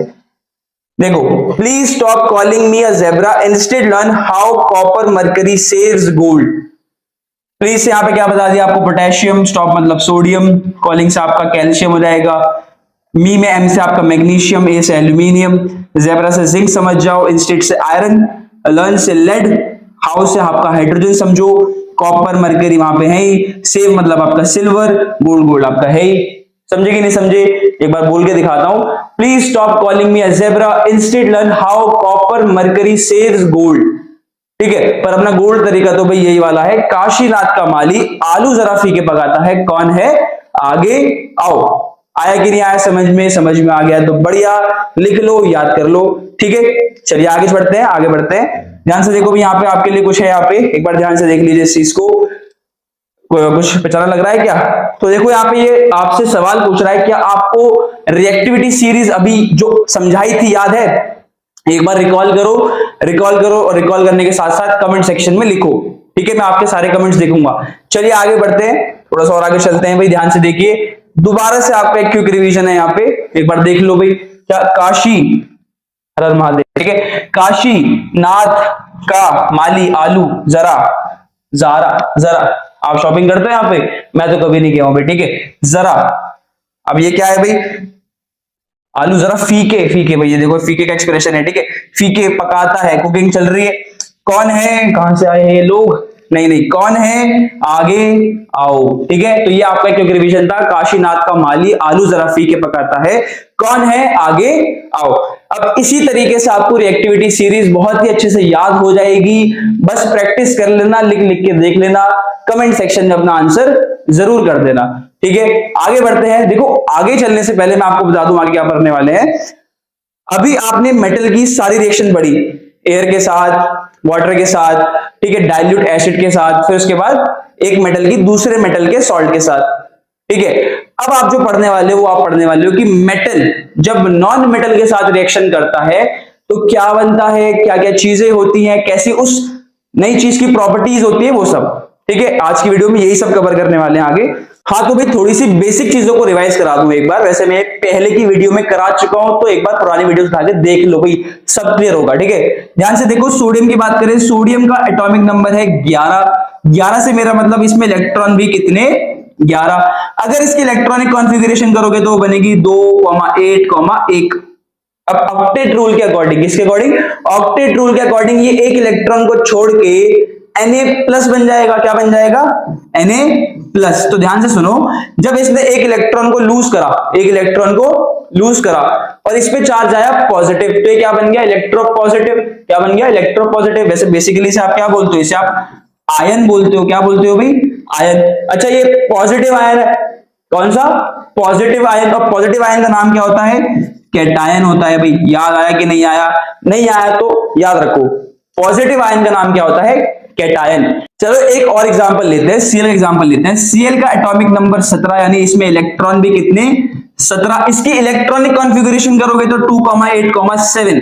अब ध्यान से देखो, 7 को छोड़ना आसान है या फिर 1 को गेन करना, ऑब्वियस सी बात है यार, 1 को गेन करना आसान है, तो क्या कर लेगा ये, 1 को गेन करके अपने ऊपर माइनस का चार्ज लाएगा, क्योंकि भाई देखो इलेक्ट्रॉन को लूज किया तो पॉजिटिव चार्ज, इलेक्ट्रॉन को गेन किया तो नेगेटिव चार्ज, तो इसके ऊपर 1 का नेगेटिव चार्ज आता है, यानी कि ये इलेक्ट्रोनेगेटिव बन जाता है। अच्छा, इसे भी आप क्या बोलोगे, इसे आप आयन बोलोगे, पर क्योंकि ये एक नेगेटिव आयन है, कौन सा आयन है, नेगेटिव आयन है, तो इसका नाम क्या है, इसका नाम है एनायन। क्या नाम है बच्चों, एनायन। पॉजिटिव आयन का नाम है कैटायन, नेगेटिव आयन का नाम है एनायन। दिमाग में डाल लो, याद रखो, अगर भूले बहुत मारूंगा। समझ गए कि नहीं समझ गए, चलो बढ़िया, आगे चलते हैं। कुछ बेसिक थे, अब इसको ध्यान रखना, ठीक है। आगे बढ़ो, आगे बढ़ो।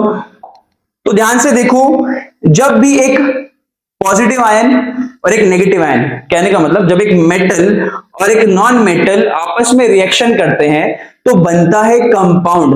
क्या बनता है जी, कंपाउंड बनता है। मेटल और नॉन मेटल के रिएक्शन करने से बनता है कंपाउंड। क्या बना, कंपाउंड बना। अच्छा, अब ध्यान से सुनो, अगर ऐसी रिएक्शन में इलेक्ट्रॉन्स का ट्रांसफर होता है, क्या होता है, इलेक्ट्रॉन्स का ट्रांसफर होता है, तो ऐसी जो कंपाउंड बना उसको बोलते हैं इलेक्ट्रोवेलेंट कंपाउंड या फिर आयनिक कंपाउंड। समझे कि नहीं समझे? ऐसी रिएक्शन में अगर इलेक्ट्रॉन्स का ट्रांसफर हो रहा है तो जो कंपाउंड बन रहा है उसका नाम होता है इलेक्ट्रोवेलेंट कंपाउंड या फिर आयनिक कंपाउंड। समझे कि नहीं समझे? बढ़िया। अगर ऐसी रिएक्शन में शेयरिंग होती है इलेक्ट्रॉन की, क्या होती है, इलेक्ट्रॉन्स की शेयरिंग होती है, तो जो कंपाउंड बनता है उसको बोलते हैं कोवेलेंट कंपाउंड। क्या बोलते हैं? Covalent compound. समझे कि नहीं समझे? एक बार लिख के दिखाता हूं दोबारा ध्यान से, चलो आ जाओ भाई, आ जाओ। देखो, अगर रिएक्शन में, इसमें अगर रिएक्शन में क्या हुआ, अगर रिएक्शन में इलेक्ट्रॉन्स की ट्रांसफर हुई, क्या हुई, इलेक्ट्रॉन्स का ट्रांसफर हुआ, तो ऐसे में जो कंपाउंड बनेगा उसको क्या बोलोगे आप, आयनिक कंपाउंड। क्या बोलोगे? आयनिक कंपाउंड, जो कि इसी चैप्टर में पढ़ना है, ठीक है। अगर इस रिएक्शन में इलेक्ट्रॉन्स की शेयरिंग हो जाए, यार क्या हो जाए जी, इलेक्ट्रॉन्स की शेयरिंग हो जाए, तो जो बनता है उसे बोलते हैं कोवेलेंट कंपाउंड। क्या बोलते हैं? कोवेलेंट कंपाउंड, जो कि आप चैप्टर नंबर 4 में पढ़ लोगे। इलेक्ट्रॉन की शेयरिंग से बनता है कोवेलेंट कंपाउंड, इलेक्ट्रॉन के ट्रांसफर से बनता है आयनिक कंपाउंड। आयनिक कंपाउंड को और क्या बोलते हैं, बताया मैंने आपको, आयनिक कंपाउंड को और इलेक्ट्रोवेलेंट कंपाउंड भी बोलते हैं। क्या बोलते हैं जी? इलेक्ट्रोवेलेंट कंपाउंड भी कहा जाता है किसको? आयनिक कंपाउंड को। ठीक है, कोवेलेंट से इतना मतलब अभी इस चैप्टर में नहीं है, नेक्स्ट चैप्टर नंबर 4 में आप पढ़ लोगे अच्छे से। क्या इतना समझ में आया? क्या इतना समझ में आया कि ट्रांसफर ऑफ इलेक्ट्रॉन से बनता है एक आयनिक कंपाउंड, और आयनिक कंपाउंड को इलेक्ट्रोवेलेंट कंपाउंड भी कहते हैं। अच्छा, समझते हैं ट्रांसफर ऑफ इलेक्ट्रॉन कैसे हुआ। ठीक है, एक बार ध्यान से देखो। अभी हमने Na और Cl की बात कर लेते हैं। चलो, NaCl, भैया Na की इलेक्ट्रॉनिक कॉन्फ़िगरेशन क्या 11 है, इसका कितना है, 17 है। कितनी है? 2,8,1, 2,8,7। अब ध्यान से देखो यार, ये इस एक को छोड़ेगा, ये इस एक को छोड़ेगा, और ये इस एक को गेन करेगा। मतलब जो ये एक छोड़ा, यही वो एक को गेन कर लेगा। ऐसा हो सकता है ना? हाँ भाई, ऐसा हो सकता है ना? क्या इसने एक छोड़ा, ऑक्टेट रूल के अकॉर्डिंग, इसने ऑक्टेट रूल के अकॉर्डिंग एक को गेन कर लिया, तो गेन कहां से किया भाई, इसने जो छोड़ा उसने वो गेन कर लिया। तो अब यहाँ पे इलेक्ट्रॉन का ट्रांसफर हो गया, इसके पास से इलेक्ट्रॉन कहां चला गया, Cl के पास चला गया। तभी तो इस पे चार्ज आया Na प्लस का, इस पे चार्ज आया Cl माइनस का। जब ये इलेक्ट्रॉन्स का ट्रांसफर हुआ, जब ये इलेक्ट्रॉन्स का ट्रांसफर हुआ, तो जो बॉन्ड बना, यानी क्या बना, NaCl, ये जो बॉन्ड बना, ये जो कंपाउंड बना, ऐसे कंपाउंड को बोलते हैं आयनिक कंपाउंड। क्या बोलते हैं जी? Ionic compound. बहुत बढ़िया। ट्रांसफर ऑफ इलेक्ट्रॉन्स की वजह से जो कंपाउंड बनता है उसको कहा जाता है आयनिक कंपाउंड। अच्छा, आपके सिलेबस में एक इलेक्ट्रॉन डॉट स्ट्रक्चर भी है इस कंपाउंड को समझने के लिए, तो आइए समझते हैं, ध्यान से देखिएगा। जैसे कि अभी हमें पता है हमें कि भाई Na के कितना है, 11 है, Cl का कितना है, 17 है, 2,8,1, 2,8,7। तो ध्यान से देखो भाई, यहाँ पे अगर आप देखोगे तो Na के आउटर मोस्ट शेल में कितना है, भी सिर्फ 1 है। ठीक है, Cl की बात कर लेते हैं। Cl के आउटर मोस्ट शेल में कितने हैं, 7, 1 2 3 4 5 6। भाई ऐसे ही करके बनाते हैं, इसको बोलते हैं लुईस डॉट स्ट्रक्चर। क्या? लुईस डॉट स्ट्रक्चर या फिर इलेक्ट्रॉन डॉट स्ट्रक्चर, जहां पे आप डॉट की मदद से इलेक्ट्रॉन को डोनेट कर रहे हो, सॉरी, इलेक्ट्रॉन को शो कर रहे हो। क्या? डॉट की मदद से यहां पे आप इलेक्ट्रॉन्स को शो कर रहे हो। क्या कर रहे हो? इलेक्ट्रॉन को शो कर रहे हो, इसलिए इसका नाम है इलेक्ट्रॉन डॉट स्ट्रक्चर। समझ में आया कि नहीं आया? Very good. ठीक है, अब ध्यान से देखो कैसे करेंगे। अब हुआ क्या, यहाँ पे इसका एक, अभी यहाँ पे देखो भाई 2 2 4 2 6, एक कम है, ये रहा एक यहाँ पे। समझे कि नहीं समझे? समझे कि नहीं समझे? गुड। ठीक है, अब ध्यान से देखो होगा क्या, इसके पास एक एक्स्ट्रा है यार, और इसके पास एक की कमी है, तो होगा क्या, ये इस वाले एक को छोड़ देगा, यानी ट्रांसफर कर देगा। क्या कर देगा? इस वाले एक को यहाँ पे ट्रांसफर कर देगा, और यहाँ पे क्या बन जाएगा, ये Na प्लस बन जाएगा। समझे कि नहीं समझे?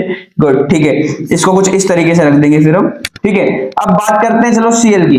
अब Cl ने इसे एक इलेक्ट्रॉन को गेन कर लिया ना, Cl ने इस इलेक्ट्रॉन को गेन कर लिया, तो चलो Cl को दिखाते हैं। 1 2 3 4 5 6 7। अब ये एक इलेक्ट्रॉन पहुंच चुका है, तो इसलिए 8। ठीक है, और चार्ज आया इसके ऊपर माइनस का। तो ये जो आपके सामने आपको कंपाउंड दिख रहा है, इसको बोलते हैं हम आयनिक कंपाउंड। क्या बोलते हैं जी?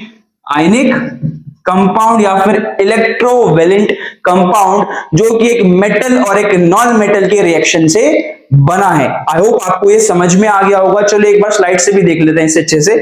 ठीक है, ध्यान से देखिएगा। ये देखो, ये रहा, ये इसके पास एक इलेक्ट्रॉन एक्स्ट्रा है, इसके पास एक की कमी है, तो इसने ट्रांसफर कर दिया। ट्रांसफर करा तो इस पे प्लस का चार्ज आया, इस पे आया माइनस का चार्ज, और इस पे ऑक्टेट के अकॉर्डिंग कंप्लीट हो गया। तो आपके सामने जो बॉन्ड बना उसको बोला ionic bond, transfer of electron से जो बॉन्ड बना उसको बोला आयनिक बॉन्ड, और जो कंपाउंड बना उसको बोल दिया आयनिक कंपाउंड। समझे कि नहीं समझे? आई होप आपको ये समझ में आ गया हो, बहुत अच्छे से समझ में आ गया होगा, बहुत बढ़िया। चलिए आगे बढ़ते हैं, कुछ आयनिक कंपाउंड्स की प्रॉपर्टीज को समझते हैं कि कैसी इनकी प्रॉपर्टीज होती है, कैसा इनका बिहेवियर होता है। ठीक है, चलिए देखते हैं, आगे बढ़ते हैं। ये सब आपने पढ़ लिया है भाई, ये भी देख लिया हमने, ये सब हमने देख लिया, जो अभी बात करी वही सब सेम लिखा हुआ है यहाँ पे, कोई चिंता मत करना, कोई दिक्कत नहीं है। चलो कुछ इनकी प्रॉपर्टीज को देख लेते हैं थोड़ा सा आगे। यहां देखिए एक बार ध्यान से, आयनिक कंपाउंड्स आर सॉलिड। भाई इनकी जो स्टेट होती है ना, इनका जो नेचर होता है वो कैसा होता है? सॉलिड होता है। ये सॉलिड की फॉर्म में एग्जिस्ट करते हैं।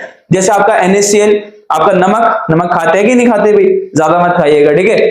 तो नमक की बात करें तो आपने देखा होगा भाई सॉलिड फॉर्म में होता है, सॉलिड के क्रिस्टल्स होते हैं, ठीक है। तो ionic compounds are generally solid. Ionic bond has a greater force of attraction because of which ion attract each other strongly, this makes ionic compounds solid.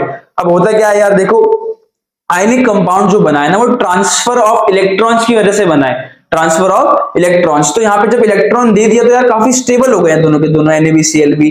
तो इनके बीच में ना काफी फोर्स ऑफ अट्रैक्शन ज्यादा है, फोर्स ऑफ अट्रैक्शन जो है दोनों के बीच में काफी ज्यादा है, तो काफी पास पास आ जाते हैं, जिसकी वजह से सॉलिड फॉर्म में एग्जिस्ट कर रहे हैं। कौन? आपका आयनिक कंपाउंड्स। आई होप आपको क्लियर हुआ हो। अच्छा, इसी ग्रेटर फोर्स ऑफ अट्रैक्शन की वजह से एक बात बताओ, अगर इनकी फोर्स ऑफ अट्रैक्शन ज्यादा है तो इनको तोड़ पाना मुश्किल है, यानी आपको ज्यादा एनर्जी देनी पड़ेगी इनको सेपरेट करने के लिए। ज्यादा एनर्जी देने का मतलब है कि इनका मेल्टिंग पॉइंट और इनका बॉइलिंग पॉइंट क्या होगा? हाई होगा। क्या होगा? हाई होगा। समझे कि नहीं समझे भाई? क्लियर होगा कि नहीं होगा? पढ़ लो भाई। ठीक है, देखो ionic compounds have high melting and boiling points because force of attraction between ions of ionic compounds is very strong. Simple था कि नहीं था? ठीक है, समझे कि नहीं समझे भाई? फोर्स ऑफ अट्रैक्शन बहुत ज्यादा है, तोड़ पाना बहुत मुश्किल है, दूर करने के लिए ज्यादा एनर्जी देनी पड़ेगी, यानी कि मेल्टिंग पॉइंट बॉइलिंग पॉइंट कैसा होगा? हाई होगा। समझे कि नहीं समझे? अच्छा, यहाँ पे लिखा आयनिक कंपाउंड्स आर ब्रिटल। देखो ब्रिटल ना एक प्रॉपर्टी होती है क्या, कि दिखने में तो यार हार्ड सा लग रहा है लेकिन आसानी से टूट सकता है। मतलब दिखने में तो सॉलिड है लेकिन आसानी से तोड़ा जा सकता है, उसको ब्रिटल कहते हैं। जैसे आपकी गुड़ की बट्टी नहीं होती, खाई होगा आपने, कि दिखने में तो हार्ड से पर ऐसे करते हो टूट जाती है। समझे कि नहीं समझे? तो उस प्रॉपर्टी को बोलते हैं ब्रिटल। जैसे आपका बिस्किट हो गया यार, हार्ड सा लग रहा है पर ऐसा आसानी से टूट जाता है, उस प्रॉपर्टी को बोलते हैं ब्रिटल। तो आयनिक कंपाउंड्स आर ब्रिटल। समझे कि नहीं समझे? बढ़िया। अब आगे देखो भाई, आयनिक कंपाउंड्स पानी में डिसॉल्व हो जाते हैं। आयनिक कंपाउंड्स पानी में डिसॉल्व हो जाते हैं। देखो ऐसा क्यों होता है कि पानी के अंदर जो हाइड्रोजन ऑक्सीजन है, पानी जो है वो इनके बीच के बॉन्ड को तोड़ देगा। भाई पानी जो है, सपोज करो आप NaCl को पानी में डिसॉल्व कर रहे हो, तो पानी Na और Cl के बीच को बॉन्ड को तोड़ देगा, यानी Na अलग हो जाएगा, Cl अलग हो जाएगा, पानी के अंदर आपको आयंस मिल जाएंगे। क्या मिल जाएंगे? आयंस, कैटायन और एनायन मिल जाएगा। तो इसलिए पानी में डिसॉल्व हो जाते हैं, क्योंकि पानी इनके बीच के बॉन्ड को तोड़ देता है, तो ये पानी में डिसॉल्व हो जाते हैं। ठीक है। अच्छा, किस में डिसॉल्व नहीं होते एक बार देख लो यार ध्यान से, क्या लिखा है यहाँ पे? Ionic compounds are generally insoluble in organic solvents like kerosene, petrol etcetera. देखो ऑर्गेनिक का मतलब होता है जिसमें कार्बन हो, सिंपल समझ लो इसना। क्या? ऑर्गेनिक सॉल्वेंट का मतलब जिसमें कार्बन आ रहा है या फिर नीचे मिल रहे हैं रॉ, ठीक है, कार्बन आ रहा है उसमें। तो ये ना ऑर्गेनिक सॉल्वेंट्स में इनसॉल्युबल होते हैं। देखो सिंपल सा रीजन, ऑर्गेनिक सॉल्वेंट जैसे कि केरोसिन, आपका अल्कोहल वगैरह, ये सब इनके बीच के बॉन्ड को तोड़ नहीं पाते हैं, इनके बीच के बॉन्ड को तोड़ नहीं पाते, तो यार डिसॉल्व नहीं हो पाता है। सिंपल सी कहानी है। समझे कि नहीं समझे? गुड। चलो आगे बढ़ते हैं, आगे बढ़ते ध्यान से देखते रहिए, आगे भी है। Ionic compound do not conduct electricity in the solid state. भाई देखो सॉलिड स्टेट में ना ये बहुत पास है, इनका फोर्स ऑफ अट्रैक्शन बहुत ज्यादा है, तो आसानी से टूट नहीं पाएंगे। टूट नहीं पाएंगे तो आयंस नहीं मिलेंगे, आयंस नहीं मिलेंगे तो इलेक्ट्रिसिटी कंडक्शन नहीं होगा। समझे कि नहीं समझे? गुड। लेकिन क्या हो अगर आप इनको पिघला दो, यानी इनकी मोल्टन फॉर्म में ले आओ। जब आप इनको इनकी मोल्टन फॉर्म में ले आते हो तो इनमें से आयंस मिलना काफी आसान हो जाता है। कैसे भाई? देखो सॉलिड फॉर्म में थे, फोर्स ऑफ अट्रैक्शन ज्यादा था, लेकिन जब आप इनको इनकी मोल्टन फॉर्म में ले आए तो आपने उस फोर्स ऑफ अट्रैक्शन को कम कर दिया, इनकी ताकत को कम कर दिया, जिसकी वजह से थोड़ा दूर दूर हो गए। अब जब इनकी फोर्स ऑफ अट्रैक्शन कम हो चुकी है तो इनको तोड़ पाना आसान है, यानी इनमें से आयंस आपको इजीली मिल जाएंगे, इनमें से आयंस आपको इजीली मिल जाएंगे। इसीलिए सॉलिड स्टेट में इलेक्ट्रिसिटी कंडक्शन नहीं होगा, लेकिन मोल्टेन स्टेट में ये इलेक्ट्रिसिटी कंडक्शन कर देंगे, क्योंकि आपको आयंस आसानी से मिल जाएंगे। समझे कि नहीं समझे? समझे तो बहुत बढ़िया, वेरी गुड। आगे देखते हैं आगे कुछ है क्या। देखो वही सब जो भी हमने कहानी पढ़ी है वही सब, ठीक है। Ionic compound conduct electricity in the molten state, same reason, same चीज, मतलब the solution of ionic compound में वाटर कंडक्ट इलेक्ट्रिसिटी। अब ये क्यों होता है? क्योंकि सॉल्यूशन में से आयंस मिल जाते हैं, सॉल्यूशन में से क्या मिल जाता है? आयंस मिल जाते हैं, तो इलेक्ट्रिसिटी कंडक्शन हो जाता है। बहुत बढ़िया, आई होप आपको समझ में आया हो। एक बार रिवाइज कर लो, क्या आयनिक कंपाउंड बनता है ट्रांसफर ऑफ इलेक्ट्रॉन्स की वजह से, बहुत बढ़िया। शेयरिंग ऑफ इलेक्ट्रॉन की वजह से बनता है कोवेलेंट कंपाउंड, लेकिन हमें आयनिक कंपाउंड समझना है, तो ट्रांसफर ऑफ इलेक्ट्रॉन की वजह से बना आयनिक कंपाउंड, ठीक है। पॉजिटिव आयन को बोलते हैं कैटायन, नेगेटिव आयन को बोलते हैं एनायन। समझे कि नहीं समझे? बहुत बढ़िया। जहां पे आप इलेक्ट्रॉन को शो करते हो डॉट की मदद से, ऐसे स्ट्रक्चर को बोलते हैं इलेक्ट्रॉन डॉट स्ट्रक्चर। बहुत बढ़िया। फिर कुछ प्रॉपर्टीज थी। पहली प्रॉपर्टी क्या थी कि भाई आयनिक कंपाउंड जो है वो सॉलिड होते हैं, क्यों होते हैं पता है। दूसरा, ब्रिटल होते हैं, क्यों होते हैं पता है।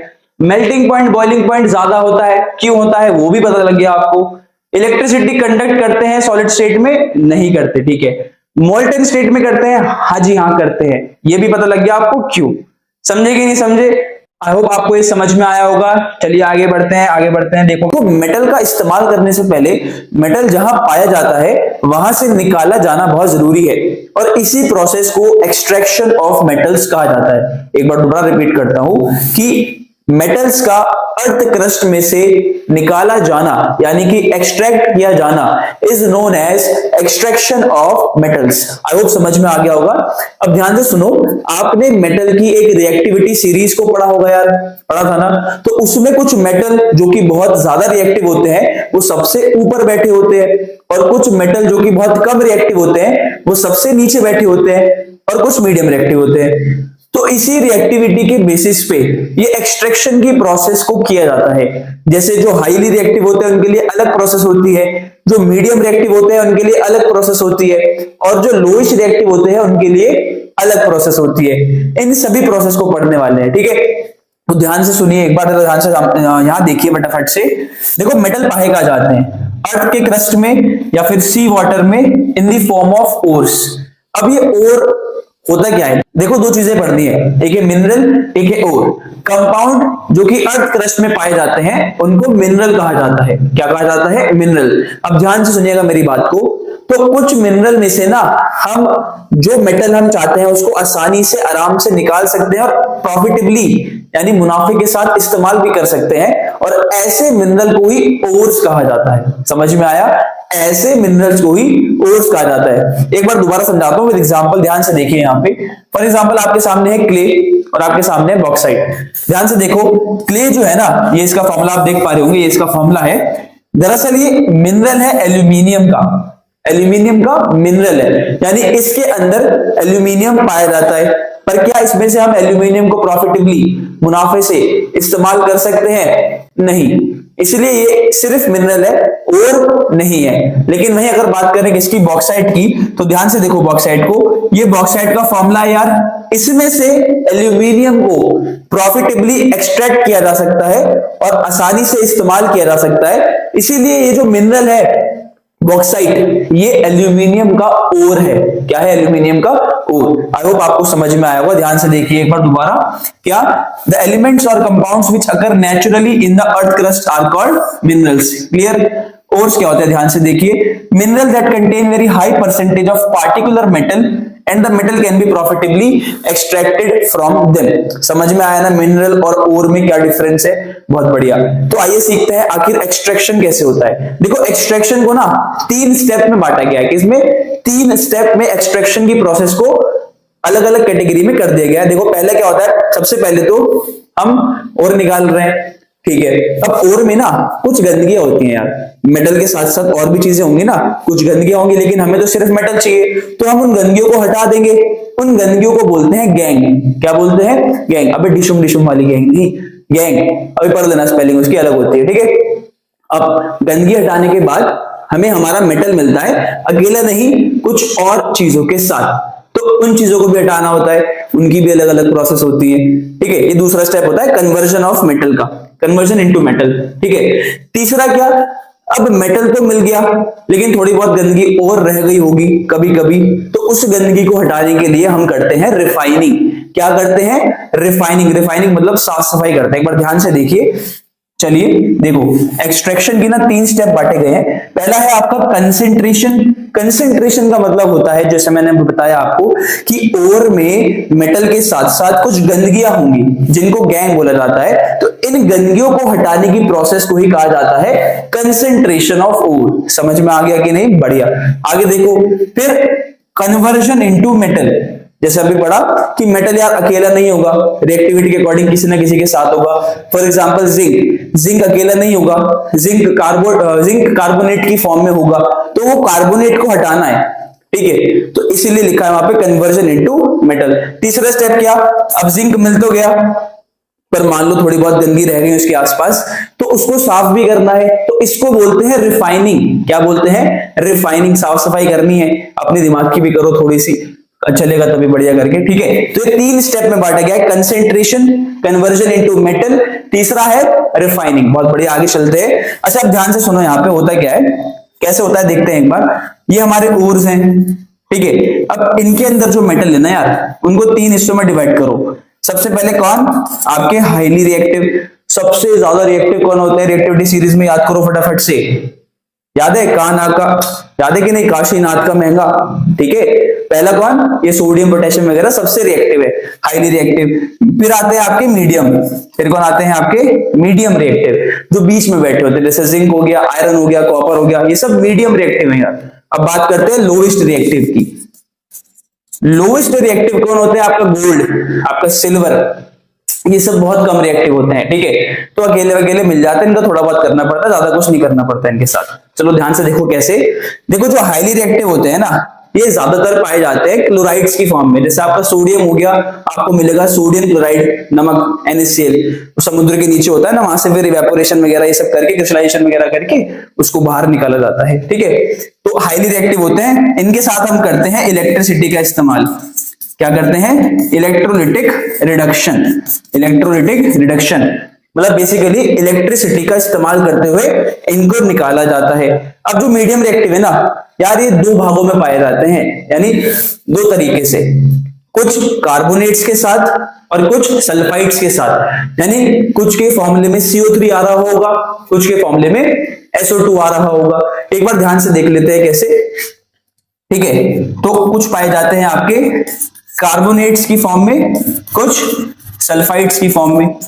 अब इस चीज को भी ध्यान से देखो, यहाँ पे मैं आगे कर देता हूँ थोड़ा सा शिफ्ट। चल थोड़ा ऊपर चल, अटक जाता है कभी कभी, कोई बात नहीं। हाँ ध्यान से देखो भाई, अब जो कार्बोनेट्स वाले होते हैं ना यार, फॉर एग्जांपल जिंक कार्बोनेट हो गया आपका, तो कार्बोनेट वाले के साथ करी जाती है कैल्सिनेशन नाम की प्रोसेस। क्या करी जाती है? कैल्सिनेशन नाम की प्रोसेस। कैल्सिनेशन नाम की प्रोसेस। कुछ नहीं करते, जो हमारे कार्बोनेट्स है ना, उनको पहले ऑक्साइड बनाया जाता है, क्योंकि ऑक्साइड में से मेटल निकालना आसान होता है। ठीक है, तो पहले कार्बोनेट को क्या बनाया जाता है? ऑक्साइड। ऐसे ही सल्फाइड को भी पहले क्या बनाया जाता है? ऑक्साइड। तो इनको ऑक्साइड बनाने की प्रोसेस को ही कैल्सिनेशन और रोस्टिंग कहते हैं। क्या कहते हैं? कैल्सिनेशन और रोस्टिंग। हाँ, कैरी मिनाती याद आ गया होगा आप सबको तो सुनते ही। ठीक है, तो कैल्सिनेशन और रोस्टिंग। कार्बोनेट के लिए कैल्सिनेशन, सल्फाइड्स के लिए रोस्टिंग। आई होप आपको समझ में आया हो। अब इन दोनों प्रोसेस की वजह से आपको ऑक्साइड मिल जाएगा। क्या मिल जाएगा? ऑक्साइड। यहां भी मिल गया ऑक्साइड यार, यहां भी ऑक्साइड मिल गया। ठीक है, ऑक्साइड में से भी तो मेटल निकालना जरूरी है। ऑक्साइड में से क्या निकालना है? मेटल निकालना है। तो सिंपल कुछ नहीं करते, सिंपल सा रिडक्शन कर दो यार, सिंपल सा रिडक्शन।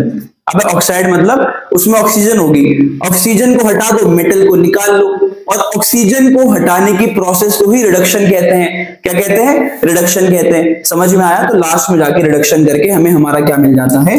हमें हमारा मेटल मिल जाता है। समझे कि नहीं समझे? बढ़िया, गुड। अब लोएस्ट रिएक्टिव की बात करें, देखो यार ये ज्यादातर ना सल्फाइड्स की फॉर्म में पाए जाते हैं। इसमें सल्फाइड, जैसा आपका गोल्ड सल्फाइड हो गया, AU2S, गोल्ड सल्फाइड हो गया। सल्फाइड्स की फॉर्म में पाए जाएंगे।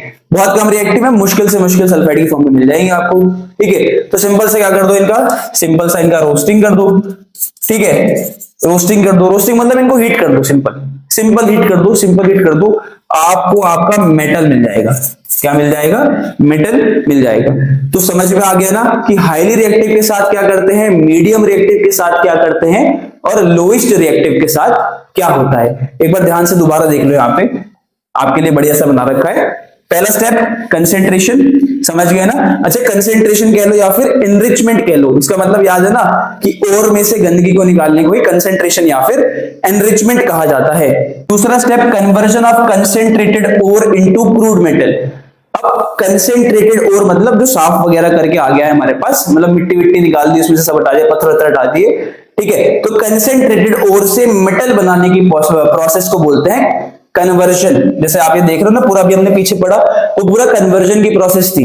वहां पे हम क्या कर रहे थे, कंसेंट्रेटेड ओर से मेटल को बाहर निकाल रहे थे। अब मेटल को मिल गया है, थोड़ा बहुत इंप्योरिटी होगी यार, थोड़ी बहुत मान लो, तो उसको सफाई कर देंगे। इसको बोलते हैं रिफाइनिंग। क्या बोलते हैं? रिफाइनिंग। बहुत बढ़िया, मजा आ रहा है ना। चलो बढ़िया, अब ध्यान से देखो, ये आपकी रिएक्टिविटी सीरीज ये आपने पढ़ रखी होगी, और ये जो अभी हमने पहले पढ़ा, जैसे हाईली रिएक्टिव के साथ क्या कर दिया, इलेक्ट्रोलिसिस, इलेक्ट्रोलाइटिक रिडक्शन यानी इलेक्ट्रोलिसिस कर दिया। बेसिकली इलेक्ट्रिसिटी पास कराओ, टूट जाएंगे, मेटल मिल जाएगा। समझे कि नहीं समझे? बढ़िया, प्योर मेटल मिल जाएगा। मीडियम रिएक्टिव के साथ क्या, अगर कार्बोनेट और है, कार्बोनेट मतलब CO3, ठीक है, तो कैल्सिनेशन कर दो। अगर सल्फाइड और है तो रोस्टिंग कर दो। रोस्टिंग वैसे भी आप आजकल करते रहते हैं दूसरे की। ठीक है, तो ध्यान से देखो, कार्बोनेट और कर दो कि कैल्सिनेशन, कार्बोनेट और की कर दो कैल्सिनेशन, सल्फाइड और की कर दो रोस्टिंग। बहुत बढ़िया। अच्छा, कैल्सिनेशन रोस्टिंग करने के बाद आपको आपका ऑक्साइड मिल जाएगा। सिंपल सी बात है, ऑक्सीजन को लात मारो, मेटल को बाहर निकालो। अब ऑक्सीजन को लात मारी जा रही है का मतलब रिडक्शन हो रहा है, तो ध्यान से देखो, रिडक्शन हो गया और हमारा मेटल मिल गया। प्योरीफाई कर देंगे, रिफाइन कर देंगे। ठीक है, लीच रिएक्टिविटी की बात करो, सल्फाइड और में पाए जाते हैं, हल्की सी रोस्टिंग करी, हीटिंग कर दिया यार, मेटल मिल गया, रिफाइन कर लो बाद में, कोई दिक्कत। अब बड़ा सिंपल है, समझे नहीं समझे? आगे चलते हैं, कुछ एग्जांपल देखते हैं, कुछ एग्जांपल के साथ समझते हैं। ध्यान से देखो आगे। अच्छा, कंसेंट्रेशन में वही लिखा हुआ है यार, इंप्योरिटी को हटाना। इंप्योरिटी को क्या बोलते हैं? इंप्योरिटी को गैंग बोल देते हैं। ठीक है, अब कैसे कैसे हटा सकते हैं, यहाँ पे दे रखा है आपको ग्रेविटी सेपरेशन। ये पढ़ना वढ़ना नहीं है, सिर्फ समझ लो। ग्रेविटी सेपरेशन दे रखा है, इलेक्ट्रोमैग्नेटिक सेपरेशन मतलब ग्रेविटी की मदद से और इलेक्ट्रिसिटी मैग्नेटिज्म की मदद से सफाई वगैरह कर देते हैं, तो हमारा ओर जो होता है वो कंसेंट्रेटेड हो जाता है, साफ हो जाता है। फिर बाद में कन्वर्जन कर दो, जैसे लिखा हुआ है यहाँ पे, conversion of concentrated ore into crude metal, जो भी पीछे पढ़ा आपने। देखो, ये देखो दिख रहा है, ये कोल है। कोल जानते हो ना, कार्बन की फॉर्म है, कोल है। ठीक है, अब ये इसकी गैंग है। साफ सफाई करने के बाद जो गंदगी निकलती है, गैंग जो निकलती है, देखो गैंग की स्पेलिंग दिख गई ना, ये वाली गैंग नहीं है, पहले कह रहा था मैं, GNGUE, गैंग। समझे कि नहीं समझे? चलो, तो ये गैंग है। आगे देखो ध्यान से, अब कुछ इंपॉर्टेंट टर्म्स, गैंग्स तो आपको पता लग गई यार, गैंग तो पता लग गई मतलब। ठीक है, रोस्टिंग बता दिया था आपका, क्या सल्फाइड और से क्या बनना, ऑक्साइड बनना, इज नोन एज रोस्टिंग। पर एक इंपॉर्टेंट बात है कि रोस्टिंग करी जाती है इन the presence of air. Roasting मतलब बेसिकली हीटिंग।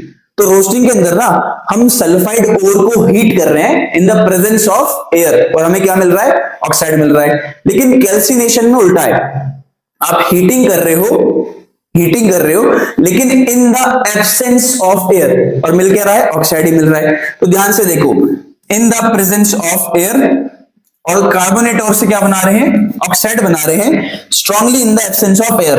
इसको बोलते हैं कैल्सिनेशन और रोस्टिंग। समझ में आया क्या? दोबारा बता रहा हूं, रोस्टिंग करते हैं, ओर को हीट करते हैं, in the presence of oxygen, oxide मिल जाता है।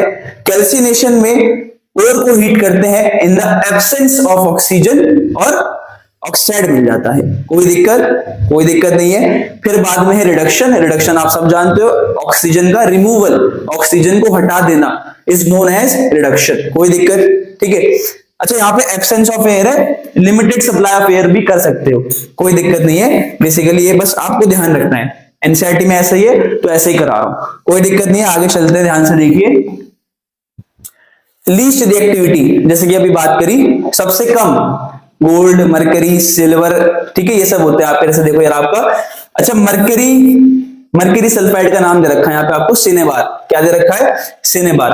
पहले इसको हीट कर दिया, अब रोस्टिंग कर दो ना, सल्फाइड है ना, लीस्ट रिएक्टिव है, सिंपल सी रोस्टिंग, सिंपल सी हीटिंग कर दो, आपको आपका मेटल मिल जाएगा। मतलब ऑक्साइड मिल गया, ठीक है, वही वाला कहानी है। ऑक्साइड मिला, अब ऑक्साइड मिलने के बाद क्या, ऑक्साइड को थोड़ा सा और हीट कर दो, आपको आपका मरकरी मिल गया, ऑक्सीजन गैस बाहर निकल गई, मरकरी मिल गया, मेटल मिल गया। सिंपल यार, इतना आसान है। लीस्ट रिएक्टिव का सबसे आसान है। जैसे अब आपका देखो एक्सट्रैक्शन ऑफ कॉपर मेटल, है ना, कॉपर की बात कर रहे हैं यहाँ पे, देखो ध्यान से, कॉपर ग्लांस, कॉपर सल्फाइड को कॉपर ग्लांस कह देते हैं। इसमें भी क्या करा हमने, सिंपल सी हीटिंग करी तो हमें मिल गया हमारा कॉपर ऑक्साइड और साथ में सल्फर डाइऑक्साइड। अभी सिंपल सी बात है, देखो रोस्टिंग में क्या होता है, अगर हम ध्यान से देखो यहाँ पे, थोड़ा सा समझाता हूँ यहाँ पे। देखो रोस्टिंग जो होती है ना, आपकी जो रोस्टिंग होती है ये की जाती है सल्फाइड ओर के साथ। किसके साथ?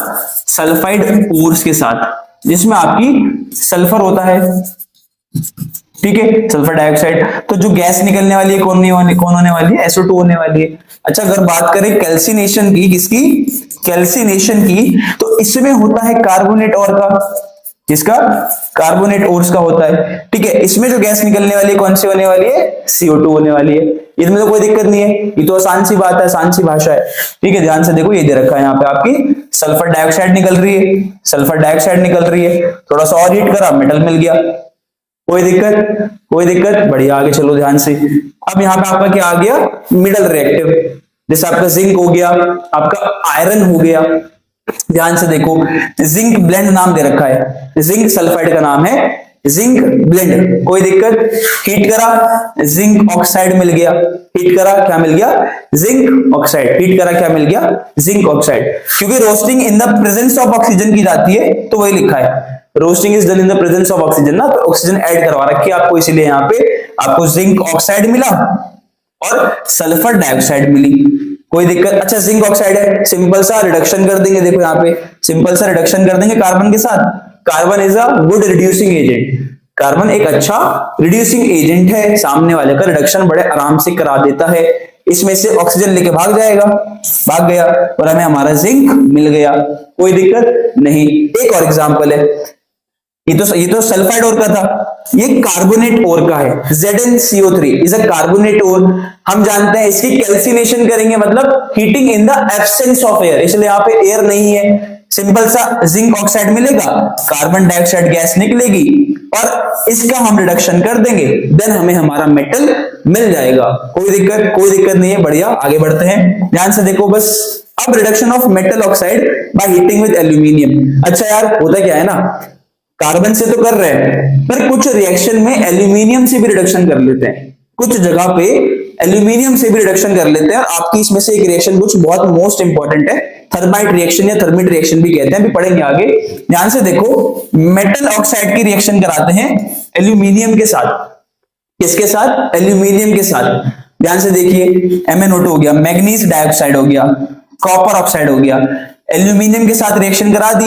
Aluminium being more reactive than manganese and copper, उनको डिस्प्लेस कर देगा, कर दिया, खुद बैठ गया ऑक्सीजन के साथ जाके, खुद बैठ गया ऑक्सीजन के साथ जाके, और हमें हमारे मेटल्स मिल गए, हमें हमारे मेटल्स मिल गए, मेटल्स मिल गए, कोई दिक्कत? कोई दिक्कत नहीं है। अच्छा इसमें से एक रिएक्शन बहुत इंपॉर्टेंट है, जैसे भी बात करी थी, आयरन ऑक्साइड। क्या?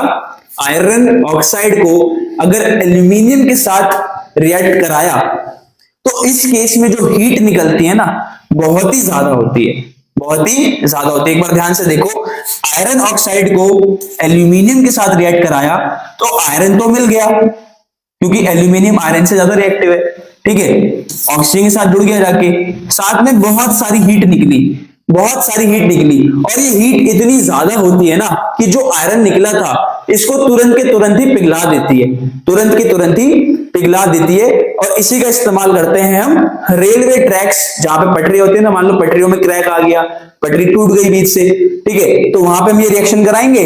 अब लोहा तुरंत पिघल रहा है, उस पिघले हुए लोहे को तुरंत ट्रैक के ऊपर डाल देंगे, वेल्ड हो जाएगा, ट्रैक बढ़िया काम करेगा, कोई दिक्कत? इसको बोलते हैं थर्माइट रिएक्शन। क्या बोलते हैं जी? Thermite reaction. एक बार पढ़ लो, ferric oxide when heated with aluminium is reduced to iron metal, In this reaction a lot of heat is produced which melt iron and then iron को डाल देते हैं ट्रैक पे, ट्रैक हो जाता है बढ़िया एकदम ठीक। समझे कि नहीं समझे? चलिए आगे बढ़ते हैं। बढ़िया। अब आगे हमारी बारी किसकी?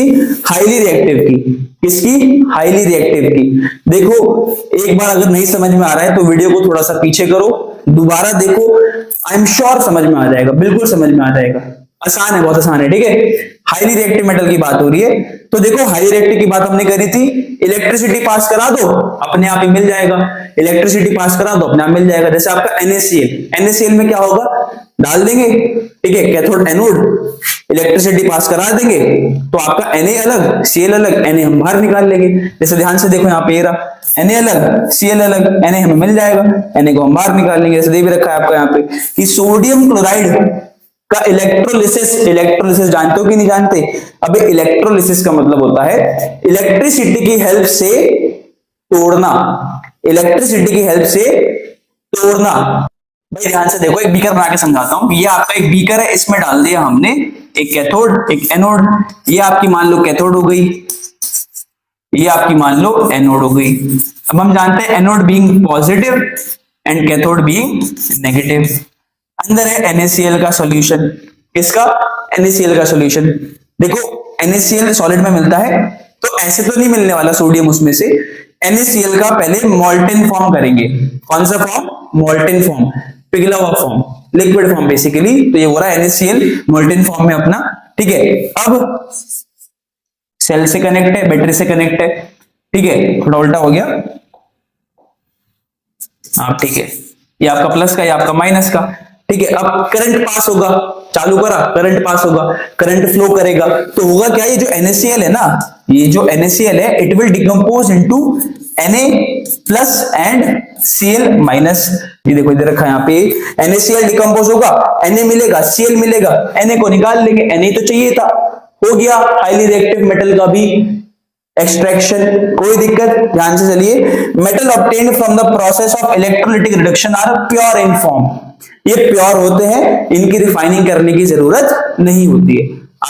अब सारा एक्सट्रैक्शन का टॉपिक तो होता है खत्म। उसमें आपने पढ़ा कि हाईली रिएक्टिव को कैसे करते हैं, मीडियम रिएक्टिव को कैसे करते हैं, लोएस्ट रिएक्टिव को कैसे करते हैं, सब समझ में आया ना? नहीं आया तो एक बार वीडियो को पीछे करो, पूरा देखो, पक्का आ जाएगा।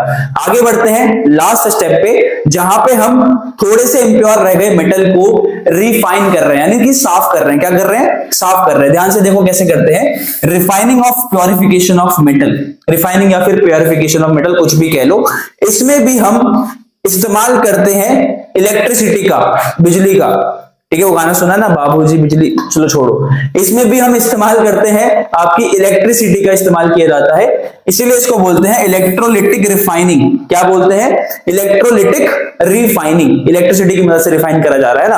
अब ध्यान से देखो यार, कुछ नहीं होता, मैं आपको अलग से समझाता हूं। तो ध्यान से देखो, ये एक बीकर ले लेते हैं, भाई हमारा बीकर हो गया, ठीक है। अब ये जो सोल्यूशन है ना यार, ये भी कॉपर का ही रहेगा, ये सोल्यूशन भी किसका रहेगा? कॉपर का ही रहेगा। इसका रीजन है, आगे पढ़ेंगे क्यों, ठीक है। तो मान लो भाई ये आपकी इलेक्ट्रोड्स हो गई, एक आपकी हो गई एनोड, कौन सी? एनोड। एक आपकी हो गई कैथोड, एक क्या हो गई? कैथोड। अब यहां से टर्मिनल कनेक्ट कर दो अपने अपने टर्मिनल। एनोड आप जानते हो पॉजिटिव होती है, कैथोड आप जानते हो नेगेटिव होती है। समझे कि नहीं समझे? तो एनोड हो गई, कैथोड हो गई। अब होगा क्या कि जिस चीज को प्योर करा जा रहा है, जिस चीज को प्योर करा जा रहा है, उसको हम रखेंगे किस पे? एनोड पे। किस पे रखेंगे? एनोड पे। यानी कि बेसिकली यहां पर आपका होता है इम्प्योर मेटल। क्या होता है? इम्प्योर मेटल, जिसको आप प्योर करने वाले हो, जिसको आप प्योर करने वाले हो। और कैथोड पे आपकी पतली सी स्ट्रिप होती है, thin strip of pure metal, thin strip of pure metal. कोई दिक्कत? पक्का कोई दिक्कत नहीं है? बढ़िया। अब ध्यान से देखो, इम्प्योर मेटल किसका कर रहे हैं? कॉपर का ना। तो मान के चलो यहाँ पे कॉपर है, ठीक है। ये प्योर मेटल भी कौन होगा? कॉपर होगा। और सोल्यूशन भी किसका होगा? कॉपर का होगा। तो जैसे ही इलेक्ट्रिसिटी पास करोगे, जैसे ही इलेक्ट्रिसिटी को पास करोगे, तो इम्प्योर मेटल, सपोज करो ये रहा, ये देखो ये कॉपर यहाँ पे ऐसे इम्प्योर है, ऐसे ऐसे ऐसे ऐसे कॉपर इम्प्योर कॉपर है। तो इस इम्प्योर कॉपर में से ना कॉपर निकल निकल के, कौन? कॉपर निकल निकल के पहुंच जाएगा कैथोड पे।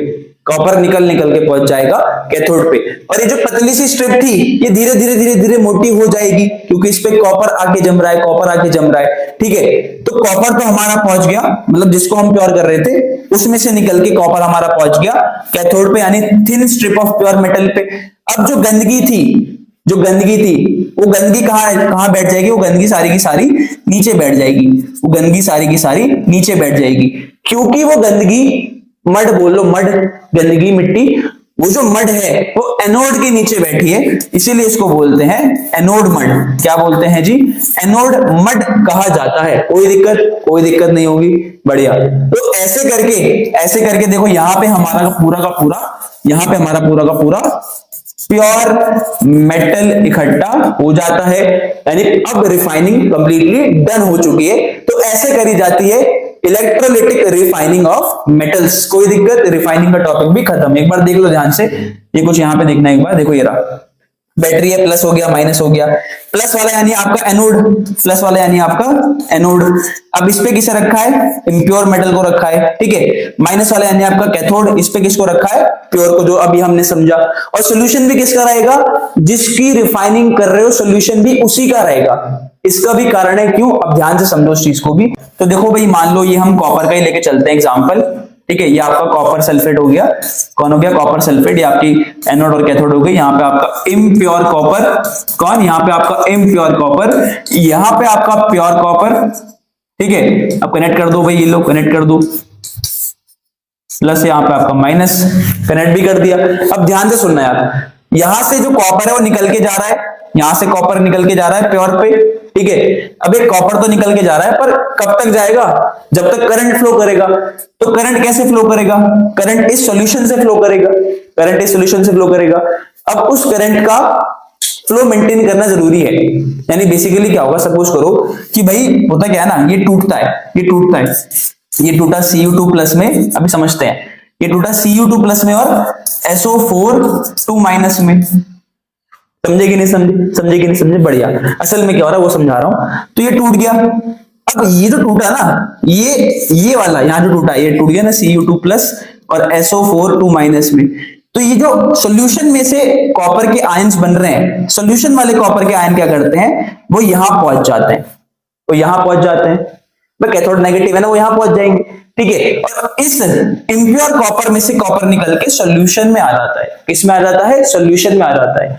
तो बेसिकली क्या हो रहा है कि सॉल्यूशन में से कैथोड पे जा रहे हैं और एनोड में से सॉल्यूशन में आ रहे हैं। दोबारा बोल रहा हूं, सॉल्यूशन में से कैथोड पे जा रहे हैं और एनोड से निकल के सॉल्यूशन में आ रहे हैं। तो एक फ्लो बन गया। एक क्या बन गया बच्चों? एक फ्लो ऑफ इलेक्ट्रॉन्स बन गया, जिसकी वजह से हमारा कॉपर धीरे धीरे करके प्योर हो जाएगा और हमारी रिफाइनिंग हो जाएगी। इसीलिए सॉल्यूशन भी उसका होना चाहिए जिसकी रिफाइनिंग हो रही है, जिसकी क्या हो रही है? रिफाइनिंग हो रही है। ध्यान से देखो, ये मैंने आपका स्लाइड में क्वेश्चन भी बना रखा है, एक बार पढ़ लो यहाँ पे कि why is metal solution used in electrolytic refining of that metal, कि जिस मेटल की रिफाइनिंग हो रही है सॉल्यूशन उसी का क्यों लिया जाता है। तो एक बार ध्यान से पढ़े कि in the electrolytic refining acidified metal solution is used because on passing current through the electrolyte मतलब solution, ठीक है, जो टूटने पे आयंस देगा, the metal ions from the anode migrate into solution, anode से आ रहे हैं सॉल्यूशन में,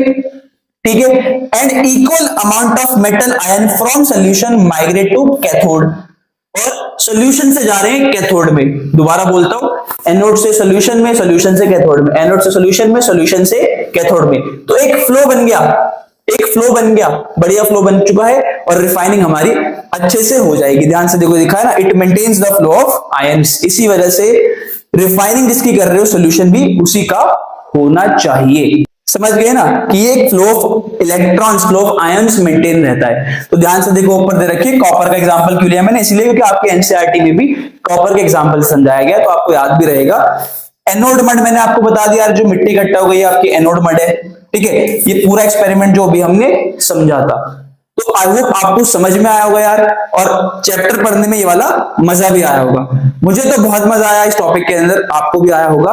अब पढ़ते रहिए, इसको रिवाइज जरूर करिए, एक बार दोबारा से पीछे जाइए, दोबारा से देखिए, बहुत बढ़िया रिवाइज होगा, बहुत बढ़िया समझ में आएगा। मिलते हैं नेक्स्ट वीडियो में, और आप देख रहे हैं आपका अपना the launch pad coaching classes.